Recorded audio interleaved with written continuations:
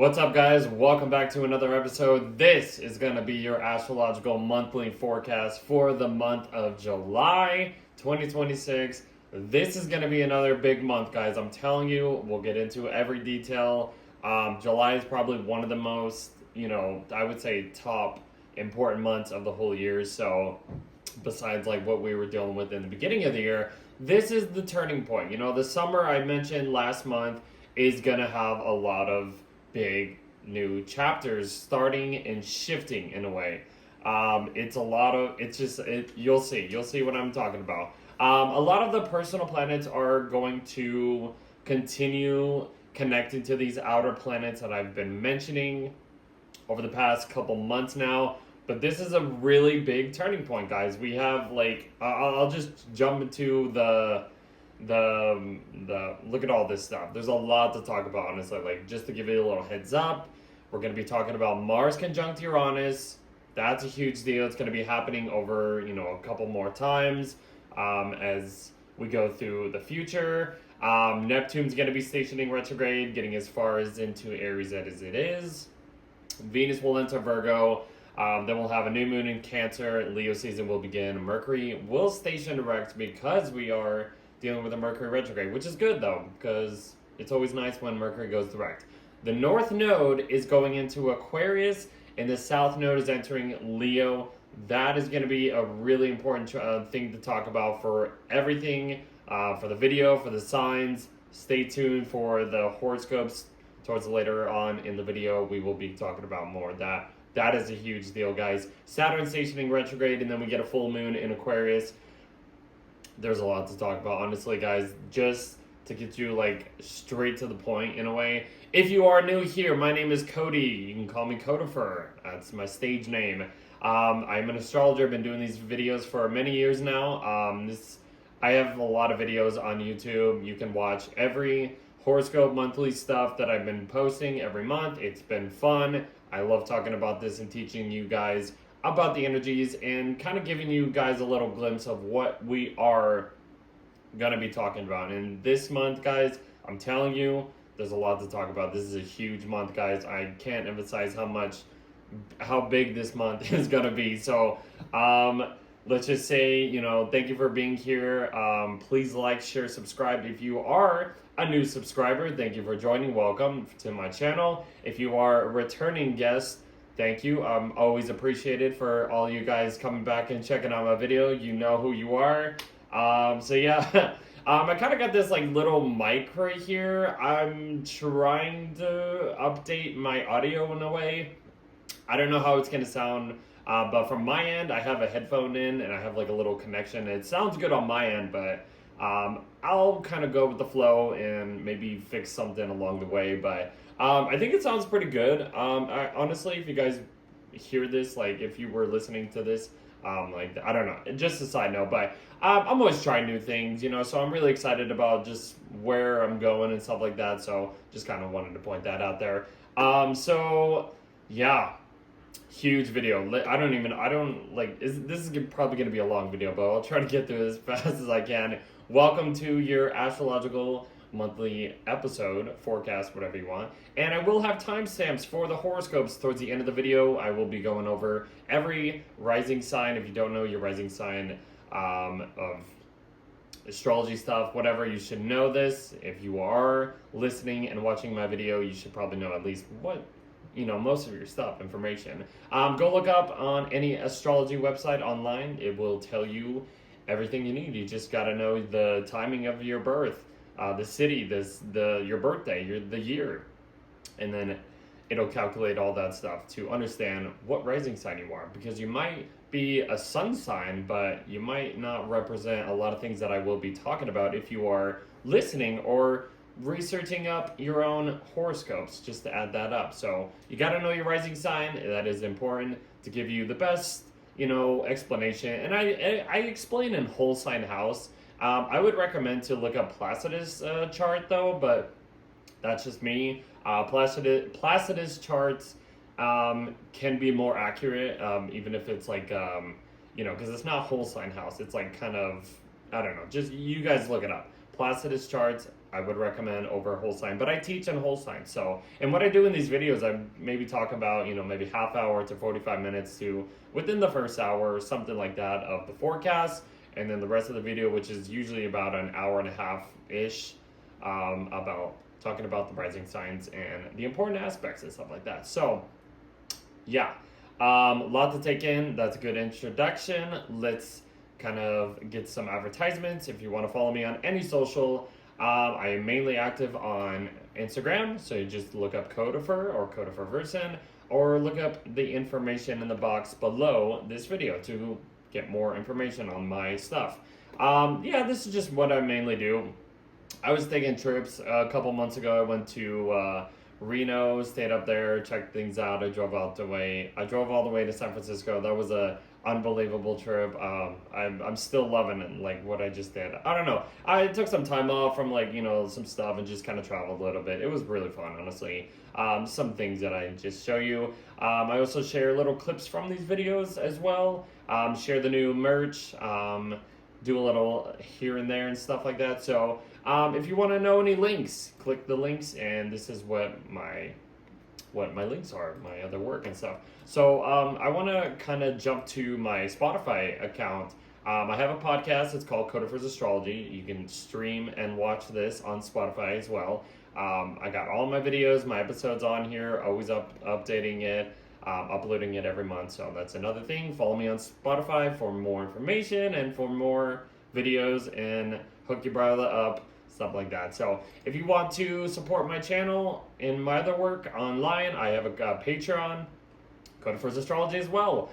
You can join as a free member. I also have a $10 tier just for the support of my work. That's just for whatever. I usually upload the videos of these episodes a little earlier than YouTube and stuff like that. For the free members and for the everything else on there, you get free written horoscopes for every season. Here's my monthlies and stuff like that. Once in a while, I'll post other stuff like my merch sales or like a new song that I just posted not too long ago. Bunch of stuff, guys. So if you want to support my channel on Patreon, hook your brother up. Codifer's Astrology. Let's go to the merch website. The Cancer merch is out. At this moment, I'm having like a 10% off, $50 and up.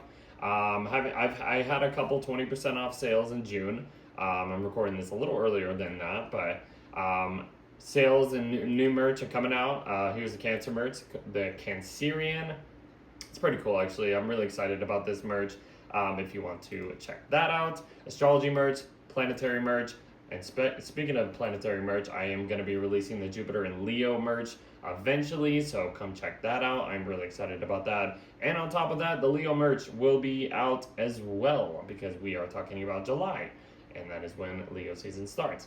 So little things that I do online. So if you guys want to check this out and support what I do, come check it out. Follow me on Instagram for more content, or just any other platform. Spotify, Patreon, YouTube, Instagram, all that fun stuff. So thank you guys. I just wanted to kind of show you that. Let's jump back into the horoscopes. So we are going to start with the forecast. There's a lot to talk about, so I just want to really just jump right into this. Just so we can kind of get through this video. So there's a lot to talk about. I'm excited about this, honestly. So yeah, like I said, we're going to be talking about the Mars, conjunct Uranus, Neptune retrograde, Venus in Virgo, new moon in Cancer, Leo season, Mercury direct, North Node in Aquarius, South Node in Leo, and Saturn retrograde and full moon in Aquarius. So let's get into the chart. Kind of just like, here, hold on. Okay, let's get into the chart. So we are in July, and I also kind of updated the chart because I wanted to get the South Node in this chart, because just so you guys can like see what I'm going to be talking about when I have these nodes shift signs. So there's some like little asteroid stuff here, so ignore that. That's in the background and stuff like that. I just really needed this both of the north and south node on this chart. So just to kind of give you that, guys. All right, so as we begin the month, let's go to July 4th. So 4th of July is a little interesting to to start off the month, but it's gonna come out with a bang in a way, in any way possible. So Over the past couple months, as these planets have been going into Gemini, they've been connecting to Uranus, they've been making a sextile to Neptune, they've been trining Pluto. Just kind of like I've been explaining, bringing a lot of the global visions back down to the personal planets in our personal lives. And all the personal planets have passed that. The Sun, Mercury, Venus, now Mars is the next one. So Mars is about the actions we take, the drive. It's not in Taurus anymore, it's in Gemini. It's just entered it at the end of June. And it's literally meeting up with Uranus. So Mars-Uranus conjunctions literally can go in any direction possible. It can be unexpected, it can be curveballs, it can be confrontations, explosions of some kind. Volatility is another word for that. Just anything. We've had a lot of craziness happens, crazy situations happen, and then when you look at the astrology and you're like, oh, Mars is with Uranus, that makes sense. It can be explosive, it can be unexpected, it's kind of wild in a way, so try to be careful. The positive thing about this that I've been looking at is, Uranus is about stepping outside your comfort zone, getting outside the status quo, trying new things out, being innovative. And Mars is about the actions that drive that gets us going, gets us moving and stuff like that. So what I would think about this, just looking at this, is maybe there's a pattern that you need to step out of. Maybe there's some type of situation, routine that you've been kind of stagnant and doing for many, many years or whatever. And this is your turning point. This is where things kind of like, I'm going to do this instead of going this way. I'm going to shift things up and kind of try something new. And as Mars kind of connects to Neptune and trines Pluto, that is just, providing more, empowerment, more, dreams, and just kind of like you're putting your actions towards, bigger things in a way. This can be very creative, this can be very empowering with the Pluto and Neptune position, and just having Uranus, this connecting with these outer planets and stuff like that. It can be big. It can be like, okay, what are we doing? What are we creating for our future? And these little turning points can really help us along the way, even if we don't see it right now. There's something that's like a step at this point. And we're going to continue to talking about the outer planets kind of coming together and connecting. I'll get to that in a second. The next big thing, like I mentioned, it connects to Neptune, trines Pluto, blah, blah, blah. The Sun is coming up to a square with Saturn, and that happens around the 6th, a few days after the 4th. And Neptune's stationing retrograde at that point too. So Sun square Saturn, that is just our egos getting checked in some type of way. It's Saturn, is about humbling us. No matter if it's like, we got to be responsible, we got to take care of some type of duty, or we need to adjust our long-term visions, even if it's changing our perspectives on some situation. The Sun's in Cancer, it wants to feel protective, warmth, and just be nurturing in some type of way, but there's some type of responsibility, there's some type of authority energies kind of getting in the way, challenging us. I wouldn't say it's a bad thing. I'll just say this could be just our egos getting humbled in some type of way that might not feel good, but we might need to pay attention to some type of perspective being placed onto us. That's what I'll say there. So it could be heavy, it could be like getting a hard no on something, like you can't do that, or don't do that just yet, or some type of like authority trying to protect you, or like, oh, that's too much or something. Just relax. That's what I would say. Just challenging your egos and how you deal with responsibilities, I would think. Neptune getting as far as 4 degrees in the sign of Aries. This is just, as far as it's going to get. What has your new visions, what has your new idealistic perceptions been like over this year, over the past year, I would think, because Neptune's been kind of entering Aries, but we are officially in the Neptune and Aries era. Idealistic perceptions, dreams, illusions, fantasies, all this kind of, blending our individual selves into something that we didn't think was possible. Kind of just shifting our perspectives. It's an outer planet stationing to retrograde, not a big deal. Venus is going into Virgo. That's the next big thing. So she enters Virgo. She kind of cleans up her Venus and Leo act. She was a little party girl, kind of shining, a little fiery, little hot and sexy in a way. But then she gets into Virgo, and then she kind of cleans up her act. But immediately, as soon as she gets into Virgo, she's getting on top of the South Node. She's passing over the South Node in Virgo. And this is just getting rid of something that we don't need, something that we used to value. This might feel like some type of relationship coming back to the surface, testing your will of, is that valuable? Is that person worth your time? Or some type of financial attractions, possessions, money, whatever it is. Is it worth it? Maybe you don't need it anymore. That's kind of what I would think of. Venus and Virgo, yes, she's in her sign of fall. She might feel like, or we might feel like, we need to be a little bit more picky in what we want to value. We want to be, like I said, clean cut. It's the Virgo energy. It's like, okay, let's get a little like organized. Let's get a little clean. Let's, just try to fix things in the way that's perfection, and try to just, all that kind of Virgo stuff and stuff, whatever. But it's going over the South Node. So I would just say, like, if something feels draining, a relationship, a pattern, or some situation, possession, value, money, whatever it is, it could bring you up. It could, like throw you a curveball or some type of way, test your will, like I mentioned, to see if it's actually worth it. And if it is, I don't think it is going to be worth it. It's because it's the South Node. It needs to be drained out. It needs to be let go. Maybe you don't need that anymore. That's what I will say about that. So let it go if you need to let it go. We come to the Mercury Cazimi. That is the next point right here, it's at 20 degrees of Cancer, and that's right near the new moon in Cancer too. So I'm going to just add that real quick. So the Mercury Cazimi, Mercury's in retrograde. It's at the halfway point. It's between the Earth and the Sun. We are discovering and figuring out what situations that have, that created some delays that we were kind of dealing with over the past, like maybe a month or a couple of weeks at this point. Mercury stationed retrograde, I believe, at the end of June. So whatever we were kind of collecting the data of, taking care of ourselves better. What do we need? Do we need more water? Do we need more nutrition for ourselves? We're thinking about protectiveness and stuff like that.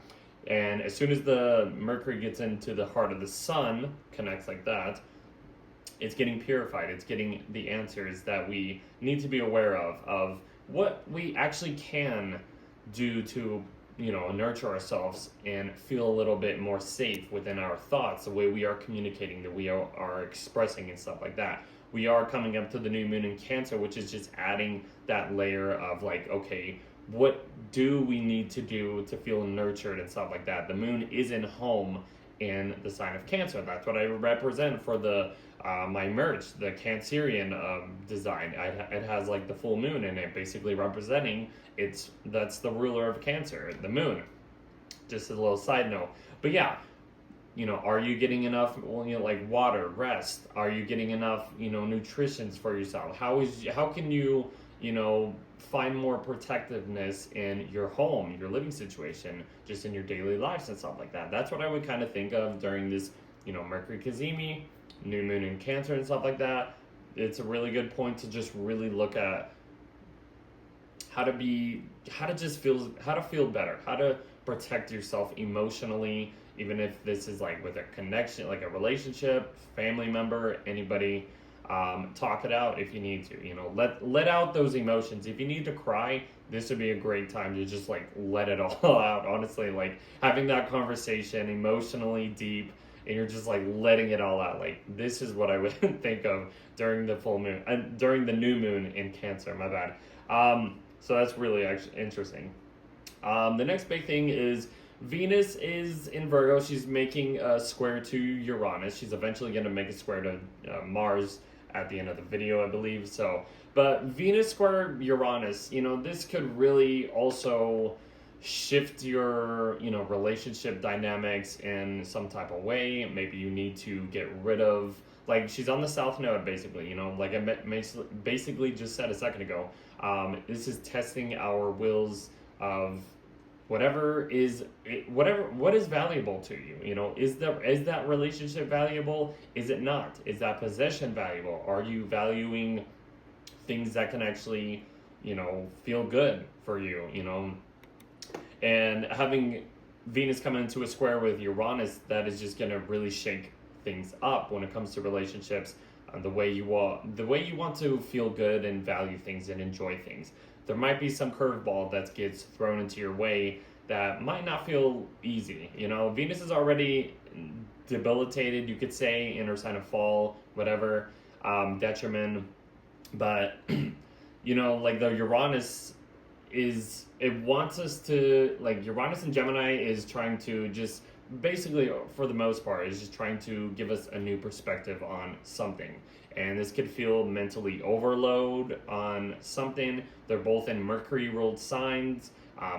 Their ruler is in retrograde in the heart of the sun with the moon kind of getting checked in some type of way. So I don't know, just a little side note of how this energy could play out, shaking up some type of relationship dynamic. That's all I'll say. Maybe you need to step outside of your comfort zone when it comes to a relationship, just in general. You might want to, have a little freedom in some type of way, even if it, pushes you outside of your comfort zone, basically. That's all I'll say about that. So, next big thing is we get this outer planet kind of dynamic situation happening here. Where do we go? Actually, yeah, let me just go to right here. So, this is the basket that I've been talking about, starting in last month in June when Venus started this. But now Jupiter is coming into, Jupiter just entered Leo. It's coming into this basket formation, going opposite Pluto, trining Neptune, and sextiling Uranus. So literally completing this basket energy. And when I was looking at this and researching, there was this astrologer many years ago, I think, and he passed away in 2019, but his name, if you recognize this, his name was Andre Barboa. I think that's how you pronounce his name. He was a great astrologer. I don't know too much about it, but he was looking at this point in 2026 of the basket, and this is what they referred to as Andre Barboa's basket. And this is like referring to an astrological pattern that happens this month in July 2026. He was looking at this and he referred to this time like concentrating on the outer planets in their positional forms where they're at right now, like I said, signaling some major global social and economic reorganization and moving past depressive cycles towards, as we kind of shift our perspective towards like a new collective orientation. And, I've been kind of mentioning this new era that we've been shifting into over the past year that I've been talking through these videos. And this is just confirming, this is just adding another layer of like, oh, this person's, is looking at this positional planet, the positions of the planets, mainly the outer planets, and it's signaling some type of change for the collective, which is really interesting to me. I don't know. I was looking at this over the past month or so, and I just think this is mind-blowing, you know what I mean? When you really look at, the planets and our solar system and just like things that are, in astrology and stuff like that, it's just really mind-blowing to me to really think of like, it is kind of confirming a perspective of our daily lives and stuff like that, which is really interesting. We are, even if when you're looking at the 2020s, the whole decade, like we have been through the most craziest things that we possibly have ever been through. And, as we kind of gone through the 2020s, things have slowly kind of shifted. Things have, things have slowly kind of like turn the page in the way we do our daily lives and stuff like that. And there's many things you can talk about of how that is playing out, but it's just really interesting to really think of. I just put down a huge, massive era shift. That's kind of what this basket, you can just like say, is representing. And it's just really mind-blowing, honestly, guys. I just think it's the most craziest thing ever. This is why I'm into astrology. This is why I'm just so passionate about it, and you find new things every time, you know what I mean, as you kind of go along and experience this And it's just wild, honestly. So that's kind of like what we are in. We're kind of towards the middle of the month, and I just think it's wild, you know what I mean? I don't know.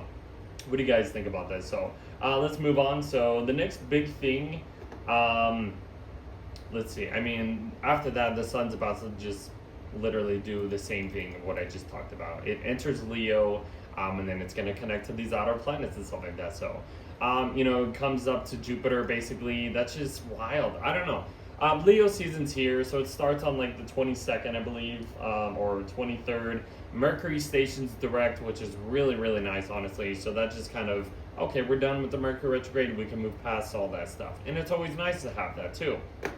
But as soon as, I'm like catching my breath, as soon as we get into Leo season, we are kind of officially in the eclipse era time of this year. We were kind of in like a, calm period over the past couple months. Now we're getting back into the heat of eclipse season, especially as we get into Leo season. Excuse me.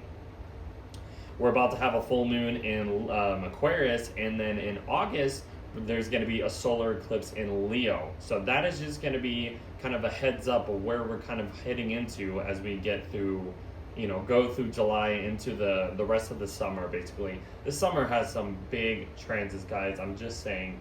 Okay. So let's kind of like move on, a lot to talk about. It's basically, the sun's basically doing the same thing. Let's see. Venus makes a sextile to Mercury. That's just cool. Conversations, just trying to, provide more service, guidance, some like having sweet conversations with other people, friendships if you need any, if you need someone to like lean on or whatever. Venus and Virgo for the most part, now that she's away from the South Node, Venus and Virgo likes to value service, wants to value, taking care or looking at the little things when it comes to relationships, giving little gifts to your partner, a family member, a friend, anybody that kind of just like lightens you up. Like Venus and Virgo people, they like to look at the little things and they kind of they get that. I don't know, like it's like getting little things, providing that. Mercury's in Cancer, providing that emotional space, communication, expressions and stuff like that. It just works, you know what I mean? It's like if you need a supportive emotional conversation with a friend or a night out or something like that, this would be a good time to just have those conversations, and just enjoy the little things, I would think of. So the next big thing, it's not going to show it on here, but the North Node and the South Node are shifting signs. This happens on July 26th, so I don't know why this software is a little behind, but it shows it like, here, let me get to the actual thing. I think it shows it in like August, but we're just gonna go 1 month. Boom. Okay, so we're gonna look at this. Ignore everything except for the North and South Node, okay? The North Node is entering Aquarius, and then that means the South Node is opposite it. It's entering Leo. And the North and South Node kind of like go backwards. I think it's clockwise, honestly. And then the outer planets go the opposite way, like counterclockwise, I think.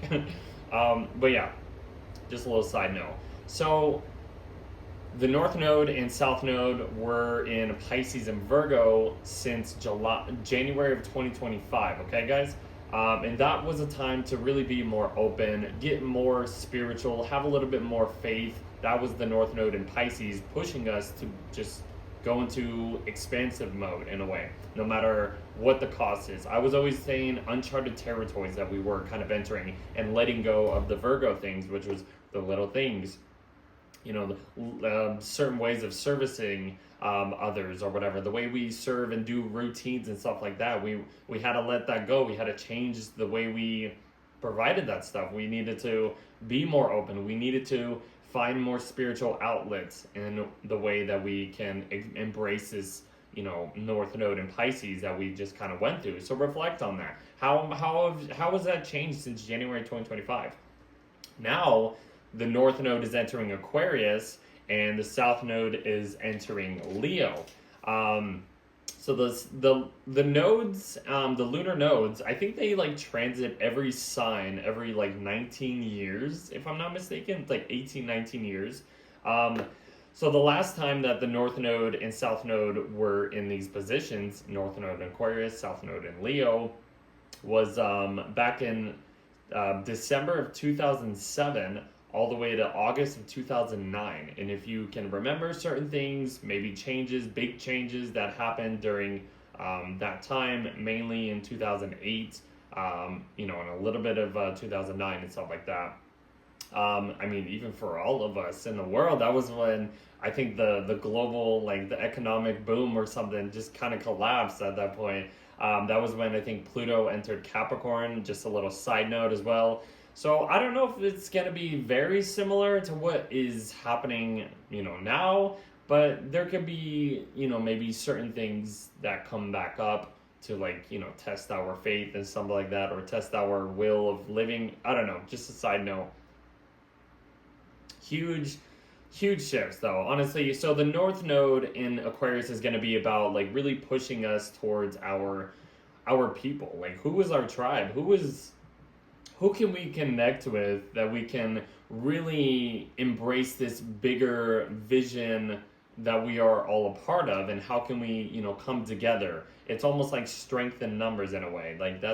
I would add that. I've been saying that for Pluto and Aquarius too, and that's going to be interesting because the North Node is going to go on to Pluto in Aquarius, I think, at the end of 2027. So that's going to be a little interesting to really kind of go through. That's going to be embracing this new empowerment, no matter if it's powers that are outside of your control that we need to go towards. It's going towards something scary, but it ends up being the best thing that ever happens to us. I don't know. I'm just thinking about this. We'll get to that next year. But the North Node in Aquarius, though, guys, it's going to be a very interesting, karmic, I guess you could say, if you want to be spiritual and woo-woo, it could be a very karmic push towards new, advancements when it comes to society, friendships, the community, and stuff like that. Other things, I literally have our desire for karmic direction, I wrote that down, will be to, for the North Node in Aquarius, letting go of, focusing of the South Node in Leo. The Leo's all about the spotlight, it wants to be the center of attention and wants to have all this gravitation towards it. But it's we need to let go of that. We need to release that and kind of focus on what's bigger than our individual self. And that's what I would think of for the North Node in Aquarius. Letting go of, focusing on letting go of the leadership, individual self, spotlight, like I just said, to joining forces with others towards more social goals and just community, goals and stuff like that. Just connecting with people at this point. I think that'll be the best explanation for this North Node into Aquarius. A lot of technological advances will probably happen. The last time, like I mentioned, around December 2007 through August of 2009, the iPhone was really kind of booming at that time. That was kind of the new big thing, you know what I mean? That was a huge technological, progressive advancement of, how we connect with other people too. So we could see a lot more, technology, upgrades or boosts in society and stuff like that, kind of what that is. I don't know. I just wanted to note that because I was kind of during that last time. And it became popular, changed the whole game of how we connect and stuff like that. Mobile phones and smartphones or whatever you want to call it at this point. It's just really interesting to really look at. I just wanted to mention that. Some notes there. We'll talk more about, North Node in Aquarius and South Node in Leo as we go on, because we are going to be talking about the eclipses that is going to be happening for us. So let's kind of move on. We're at the end of the month, and that's basically, let's see, what's the next thing happening? Saturn is stationing retrograde, actually, at the same day. So Saturn is going as far as 14 degrees in the sign of Aries. Whatever responsibilities, new duties, creations, whatever long-term goals, visions, achievements that we have set our mind towards for better stability in a way, even if it's felt a little uncomfortable. Saturn's in its sign of fall, it's debilitated at this point. So the boundaries, the restrictions have been kind of not so, I guess, simple, not so on steady ground in a way. maybe we've been kind of just like, we need to get something done in order to, achieve something. That I feel like that's been such a Saturn and Aries thing. It's just like, let's just do it no matter what the cost is. We'll face the consequences later on or something like that. I don't know, just a few side notes. But Saturn stationing retrograde, this is as far as, like I said, Saturn's getting. Now we're going to go back over certain responsibilities, restrictions, just how we need to concrete these new, achievements, ways of structuring our lives, since Saturn's been in Aries for most of this year and stuff like that. So, that's just kind of the next thing. After that, the sun is basically, like I said, coming up to this outer planet conjunction, and or connection, I should say. The sun connects with Jupiter. That's a larger than life, energy as it is. Jupiter and the sun are in Leo. Jupiter just entered Leo at the end of June. It's the beginning stages of Jupiter in Leo. The sun is its ruler in the sign of Leo. So this, I would think of like the sun putting the spotlight on Jupiter, is really shining the light on this Jupiter in Leo, energy. Believe in yourself, kind of, even though I said the South Node is going into Leo, like releasing all of that stuff. But it's like, what?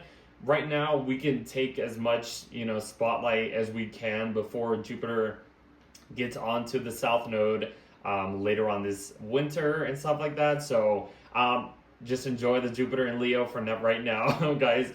I even mentioned that, I think, a couple months ago or a couple videos in the past. But this is just like, the introduction of Jupiter in Leo. So whatever that is going to be, expansiveness, abundance, belief systems, new belief systems, shifting our perspectives, how we can grow and stuff like that. The sun putting the spotlight onto Jupiter is really just, here you go, it's lifting Jupiter up in a way. And then the sun just basically goes opposite Pluto. So some empowerment dynamics or power struggles could happen at this point. We are kind of getting towards the full moon in Aquarius, which you could say is a partial, eclipse. You could say a lunar eclipse or whatever. Think back towards I think it was in February when we had the first partial new moon solar eclipse in Aquarius. To get more information or think about what started during February, because we were kind of coming up to the culmination of the ideas, the plans, or any situation that kind of began during that time. Just a little side note for that. But yeah, the sun connecting to Pluto, going opposite Pluto, opposite the moon, opposite, the moon's opposite Jupiter as well. And then Jupiter and the sun are still connecting to Neptune and Uranus over here.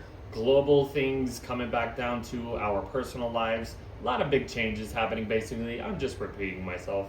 So that's kind of how we end the month, though, guys. Let me see. Oh, yeah. Venus ends up making a square to Mars over here. So that can bring a little bit of, like, masculine and feminine frustrations or sexual frustrations in some type of way. Mars is kind of in the superior position over Venus. So actions, drives, doing a little bit multiple variety of things could get in the way, however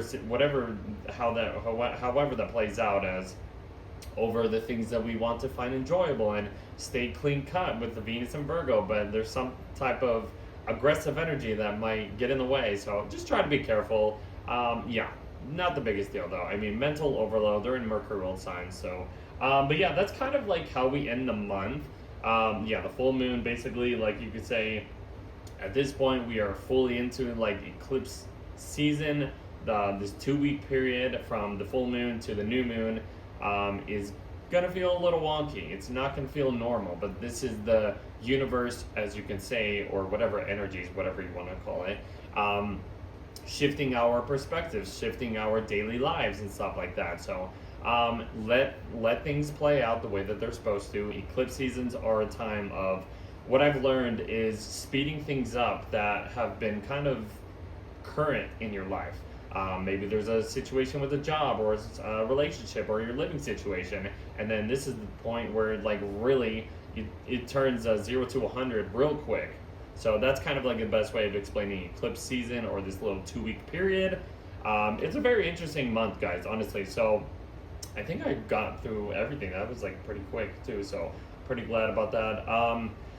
Yeah, and then we get into like August, and then the rest, like August is just really like the last hurrah of like this summer and stuff like that, of like what big changes are happening. Because as we get through the rest of the year, like after August and stuff like that, then Venus is gonna start to get into her shadow. She'll enter Libra, do her retrograde in Scorpio and Libra. That's gonna be a whole thing. Mercury's gonna do another retrograde in Scorpio as well, alongside Venus.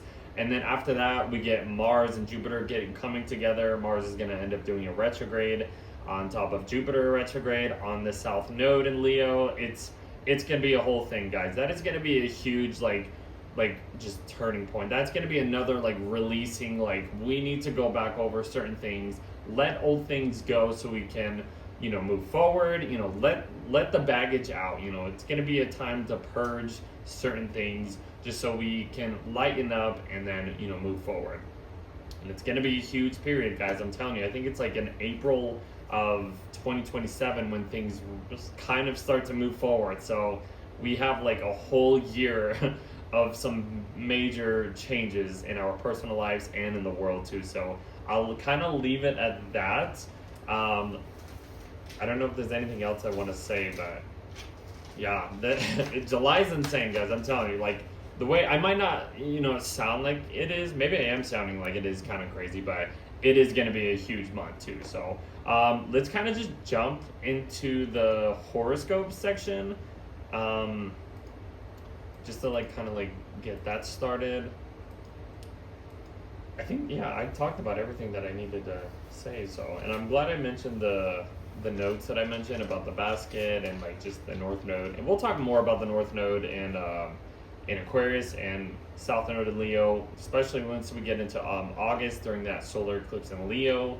But yeah, even that full moon in Aquarius, this is really just like illuminating this Aquarius energy that we are being introduced to, especially when it comes to the North Node in Aquarius and stuff like that. A lot of, just like I said, advancements with society, friendships, communities and stuff like that. That is just really just putting the spotlight on this Aquarius energy and stuff like that. It's really just showing us, what has been started this year and where we're kind of going into. That's kind of what I would think about that. Okay. Let's see.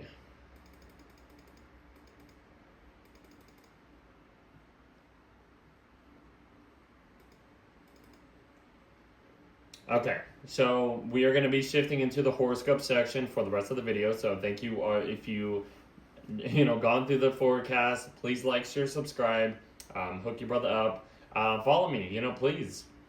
If you guys are enjoying these videos, please follow me. I've been appreciating everything that my YouTube career, I guess you could say reputation, has been about over the past many years, few years, 5 years, 6 years, you can even say.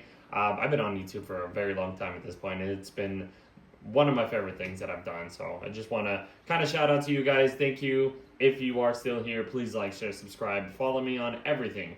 YouTube, Spotify, Patreon. Support my channel. $10 a tier. Free member if you want. Instagram. Everything. I'm on Twitter too if you want. TikTok as well. All that fun stuff. All right. So if you are an Aries Rising, this is going to be your forecast for July. So the first thing I want to just mention, we're kind of coming up to the Mars-Uranus conjunction, and this is happening in your third house. This could be some unexpected curveballs, unexpected, pattern shifts that really change your way of maybe doing anything, in your local environment, the way you are communicating. Maybe you are learning some type of new information or language or whatever, and it kind of boosts your perspective on some new vision that you could maybe follow. And Mars is connecting to the outer planets as well, Pluto and Neptune. Just a lot of global visions coming back down to the way you are doing things. It's Mars. It's the way your actions are playing. This is your ruler, actually, I should say. Your ruler is really getting mixed up into this outer planet situation that is kind of bringing your big term pictures, you could say, back down to your personal life. And a lot of, mobile stuff, around your local neighborhood, Maybe you're taking a lot more short trips, and that kind of, breaks you outside of a pattern or some situation that you normally didn't know you could do, and then you end up doing it, and it just like kind of alters your way of doing things in your local environment. Maybe connecting with shared interests with other people, like close friends. Maybe there's some type of writing project or social media content that you want to, go after and attack, and it just really boosts your energy up in some type of way. Doing a lot of variety stuff, honestly. It's in Gemini, it's representing the third house, which is Gemini energy anyway. So it's like doing a lot of things and just kind of getting outside of your comfort zone. Next big thing is Neptune is stationing retrograde in your first house. So, you have Neptune and also Saturn basically going to be stationing retrograde as well in your first house. So a lot of like your individual perceptions of how you are envisioning your life, approach to life, you could say, your character, your body, what new attitude that you are kind of presenting for yourself. A lot of dreams, illusions, fantasies, idealistic perceptions, all that kind of stuff. It's just really, it's blending you into a new version, I would think. That's what I would say about that. So that's an outer planet, not a big deal, but just kind of where we're heading into. Next big thing is Venus is entering Virgo in your sixth house. So yes, it goes over the south node, whatever, ignore that. But maybe there's some type of, work-related situation that you need to let go of. The way you are serving, the way you are working with coworkers, any type of like injury, something to do with like pets, hygiene stuff, leases of some kind. Maybe you don't need this anymore, kind of letting that go. But just really focusing on just how you can, provide a more clean cut, service oriented, or just taking care of like your normal stuff, taking care of how you need to organize your life, your routines, your daily stuff. If there's any problems that you need to take care of, if it's an injury or some type of diet situation you need to really like let go of and kind of adjust. That's kind of what I would think of right there. Next big thing is, Mercury's coming into the heart of the sun. I guess I can mention this. There's some type of situation when it comes to your home life, the way you are taking care of yourself, taking care of like family members, or just taking care of just your normal environment around your home and stuff like that. So you're getting some type of solution. You have the new moon. Yeah, you have the new moon and Cancer here as well, adding that layer of like, how can you take care of yourself a little bit better? Is there anything, or is there any situation that you are being aware of that can change your perspective on how to take care of yourself better in a way, or whatever it is, your living situation, all that kind of stuff. Make sure that you are nurturing yourself in the best possible way, no matter which way possible. And there's some type of information that you are kind of getting aware of at this point. Let's see. Next big thing, a lot of outer planet situations happening here, but the next big thing I would just talk about is the sun going into, hold on, let me adjust this real quick. The sun is entering your fifth house of Leo right here, joining with Jupiter as is, kind of the beginning stages of Jupiter in Leo for you guys. So, it's entering a fire sign, lighting you up. This is a really good energy for you guys. It's on top of Jupiter. It's really kind of shining the light of this introduction of Jupiter and Leo for the most part, guys. So it's in your fifth house of creativity, your creative talents, anything to do with children. How can you grow when it comes to like children, or taking care of some type of situation that can be your child, like a hobby, or whatever it is, like just in general, like just bucket list stuff. Like maybe you want to go big and go somewhere you've never been and, cross things off of your bucket list. You're going to have a lot of inspirational energies, basically. This is going to be a really fun time, honestly. I think for you guys, Aries Rising, you guys have a really good chance to really just take advantage of your creative talents and just going big and going home. Like, just what do you want to do for your life? You know what I mean? Like, create something big, basically, like, or surround yourself with a lot of like romantic interests or creative energies, like doing stuff with children, like activities and stuff like that if you got kids. that would be a really good time to do that.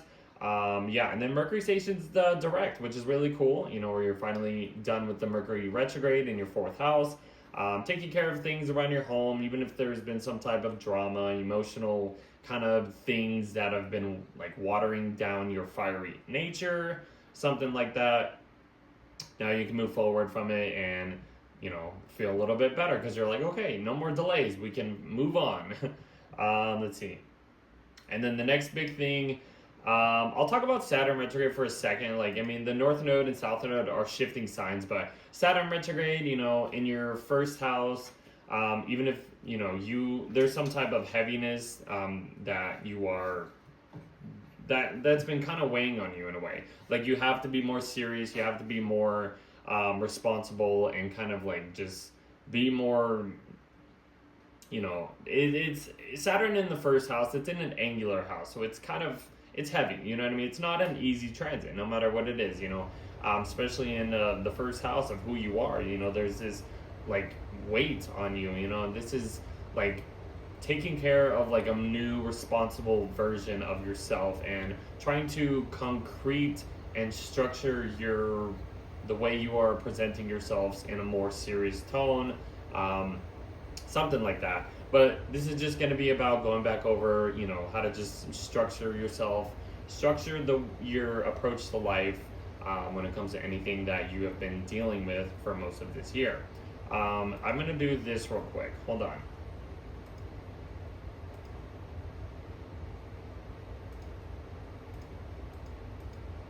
Okay, so ignore everything else but the South Node and North Node in Aquarius and Leo. So the North Node is entering your 11th house of Aquarius, and having it in the 12th and 6th house, that was kind of like letting go of old 6th house things, which is Virgo, like letting go of old services and stuff like that, letting go of old injuries or pets or something that you don't need, a work situation, whatever it is.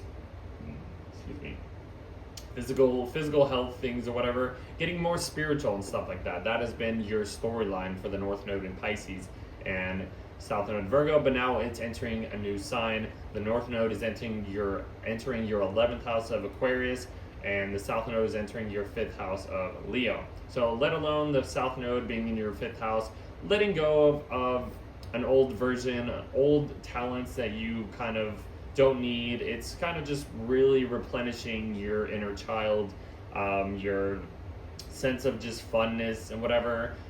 You're kind of leaning towards, and the North Node wants you to lean towards, more group situations. That's 11th house, friendships, community-based services, like literally aiming your long-term North Node vision towards your lifelong goals and stuff like that. Maybe connecting with similar people that share the common goals and dreams and aspirations that can bring your fulfillment of this storyline that is beginning. And that's really exciting, guys. We'll talk more about this too eventually. But yeah, the North Node going into your 11th house, guys. It's a time to just really just embrace as much as opportunities with the groups of people, coming together with like just your people, basically. That's the best way to explain it.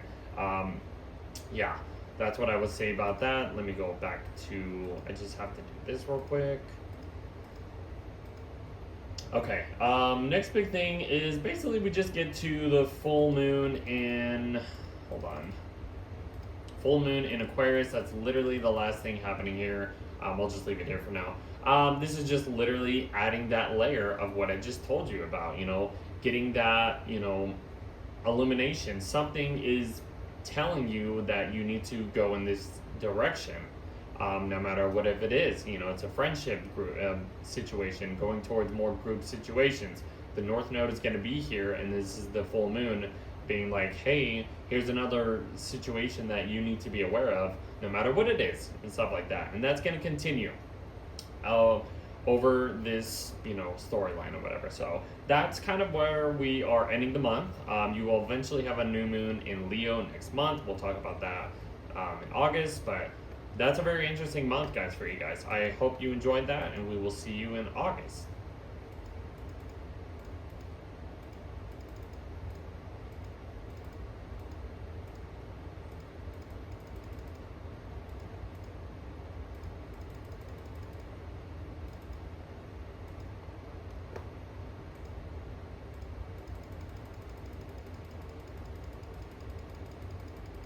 All right, if you are a Taurus Rising, this is your forecast for July. The first big thing happening, I'm going to talk about this Mars Uranus conjunction happening. I would think that's a very important thing to talk about because it's going to occur many, many times over the next few years, mainly. But Mars and Uranus are in your second house of like your ownership, your security, possessions, financial stuff, personal possessions and stuff like. Mars Uranus can be unexpected situations happening. This can actually maybe break you outside of a comfort zone in the way you used to do things for ownership or security, and now you are finding new ways of what can bring security for you. I would think it's a variety of things. This could break you outside of a comfort zone when it comes to like, I don't know, like if you are dealing with some type of uncomfortable situation, something's gonna shake you up. You know what I mean? Like no matter what it is, you might spend a lot of money on something, you lose a lot of money, you gain a lot of money, or something. I would think this could be, losing some type of possessions or whatever, but also finding new ways to earn money and increase your savings. I would think about that. That's a really interesting way of explaining that. What else? Just, investing in something you didn't think was possible, and then it actually helps you in some type of way. That's what I would say about that.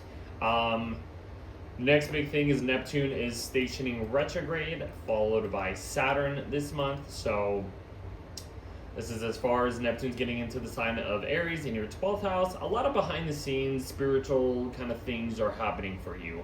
I feel like you're understanding this new perspective, this new idealistic perception of things.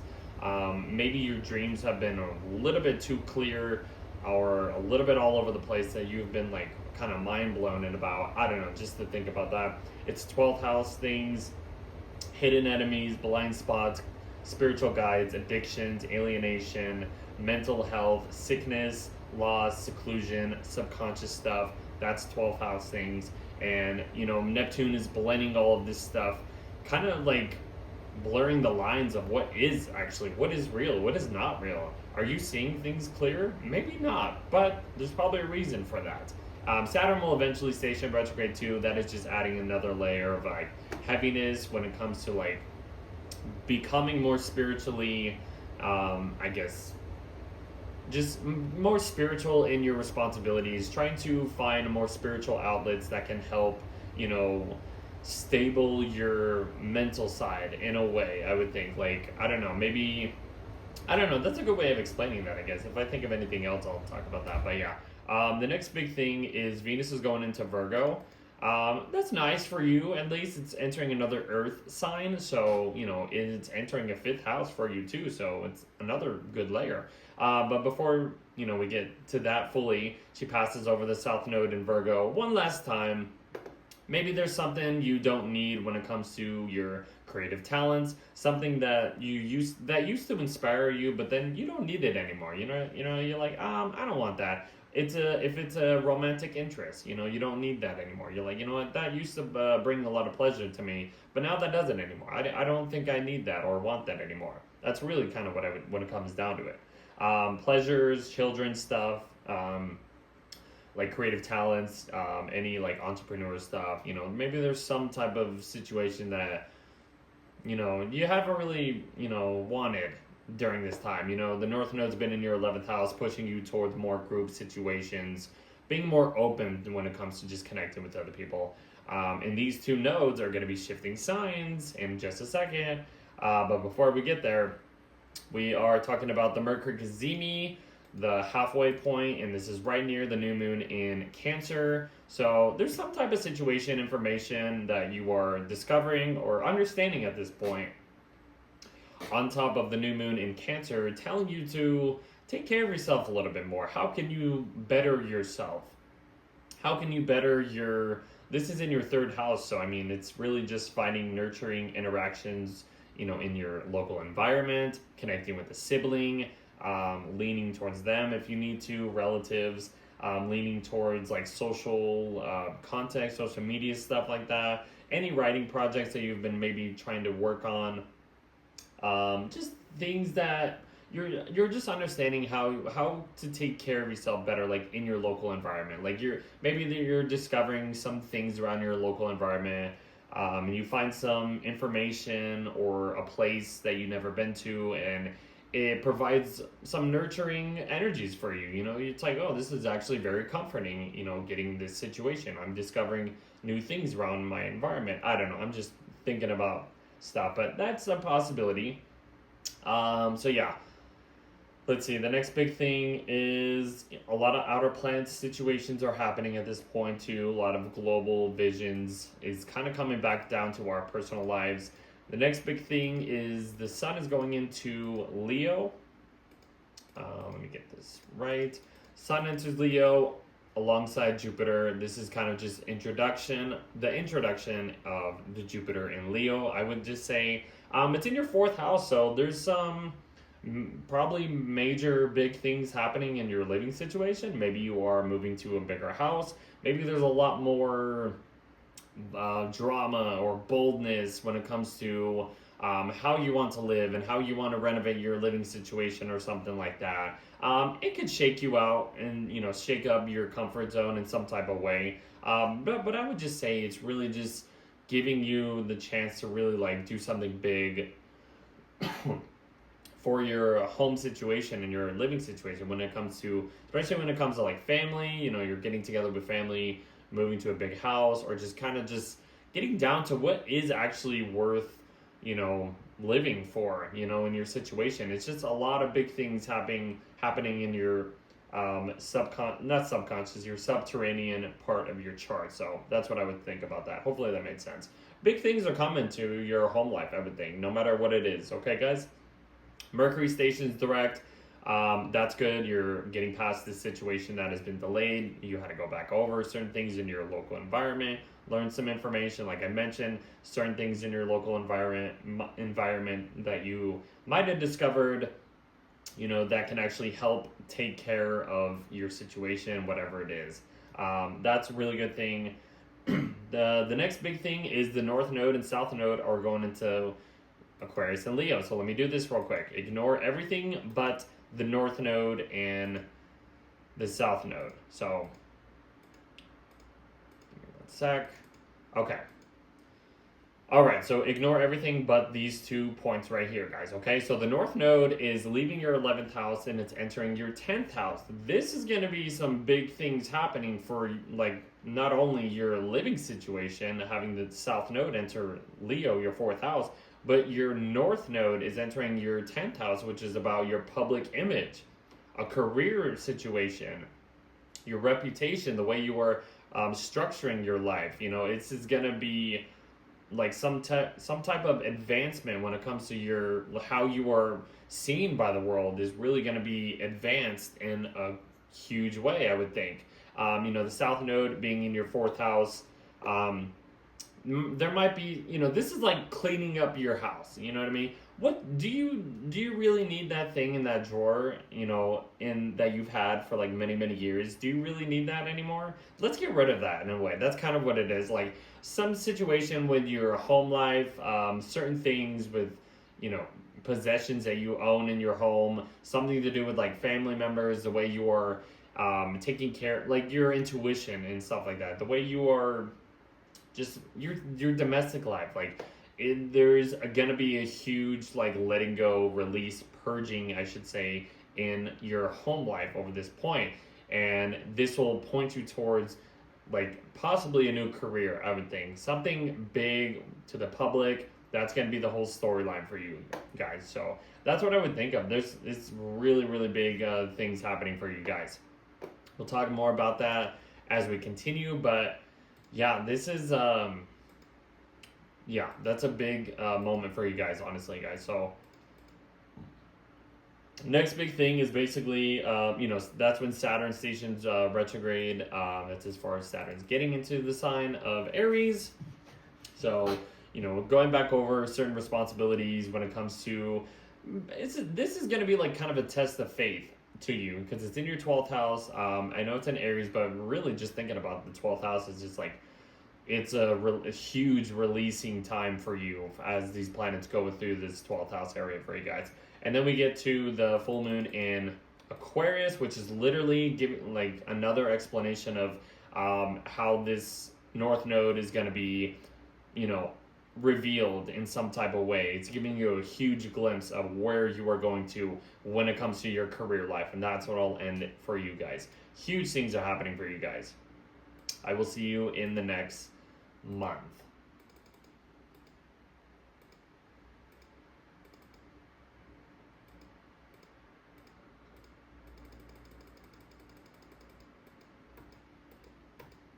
All right, so for Gemini risings, so first thing I've been like talking about this Mars Uranus conjunction happening in your first house. So what I would start as, you know, be careful what you do. You know, whatever it is, how you are doing things, how you are impressing other people, how you are putting your approach to life or whatever it is. You know, you might be the one that's being a little chaotic for the people around you. So you want to be careful what you do. Mars Uranus conjunctions can go in any direction, or you know, give you curveballs here, left and right. But yeah, this can also really help you step outside of old pattern that you kind of did for maybe a certain amount of time of your life. You're going to continue getting these Mars-Uranus conjunctions as Uranus goes through Gemini over the next few years, but it's going to shake you up in some type of way. So I would just, you know, be careful. Like I said, kind of mind your environment in a way. You know, you might present a more confrontational energy when it comes to people around you in some type of way. You might do things in a chaotic, volatile way that goes against a lot of things, but you know, just kind of be careful of what you do. But this is really pushing you outside of your an old pattern, your comfort zone of how you are presenting yourself. You know, this can go in any situation possible. The next thing is Neptune is stationing retrograde in your 11th house. Where's it at? Right here.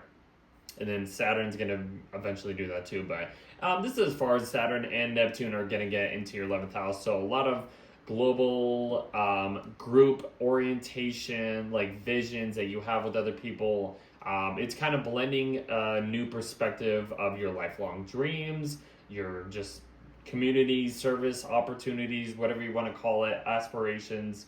You know, getting together with people can bring a new vision for your life in a way. And that's kind of what this situation has been kind of this introduction for you over this year. So that's going to be continuing too. So next big thing is Venus is going into your 4th house of Virgo, and she hits the South Node one last time. So there's some situation in your house or living situation or something to do with a family member might bring up some past drama, some uncomfortable situations that might feel yucky, and you're like, I don't need this anymore, in a way. That's kind of what it is. Cleaning out your house in some type of way, just shifting your perspectives on how you are, you know, how you use how you listen to your intuition in some type of way or whatever. That's what I would say there. And then she'll just kind of just go through Virgo, you know, you might be a little nitpicky on some certain things in your house, but whatever. The next big thing is Mercury's coming up to the heart of the sun, followed by the new moon in Cancer in your 2nd house. So figuring out certain things when it comes to what has been delayed in this 2nd house for you, how to take care of yourself, how to take care of like financial stuff, your ownership, investing in stuff, your work ethic, savings accounts, the way you are ingesting food in some type of way. Maybe there's something that you discover that you're like, okay, I don't need this anymore, or this gave me, you know, some type of situation or whatever, and now I learned my lesson in some type of way.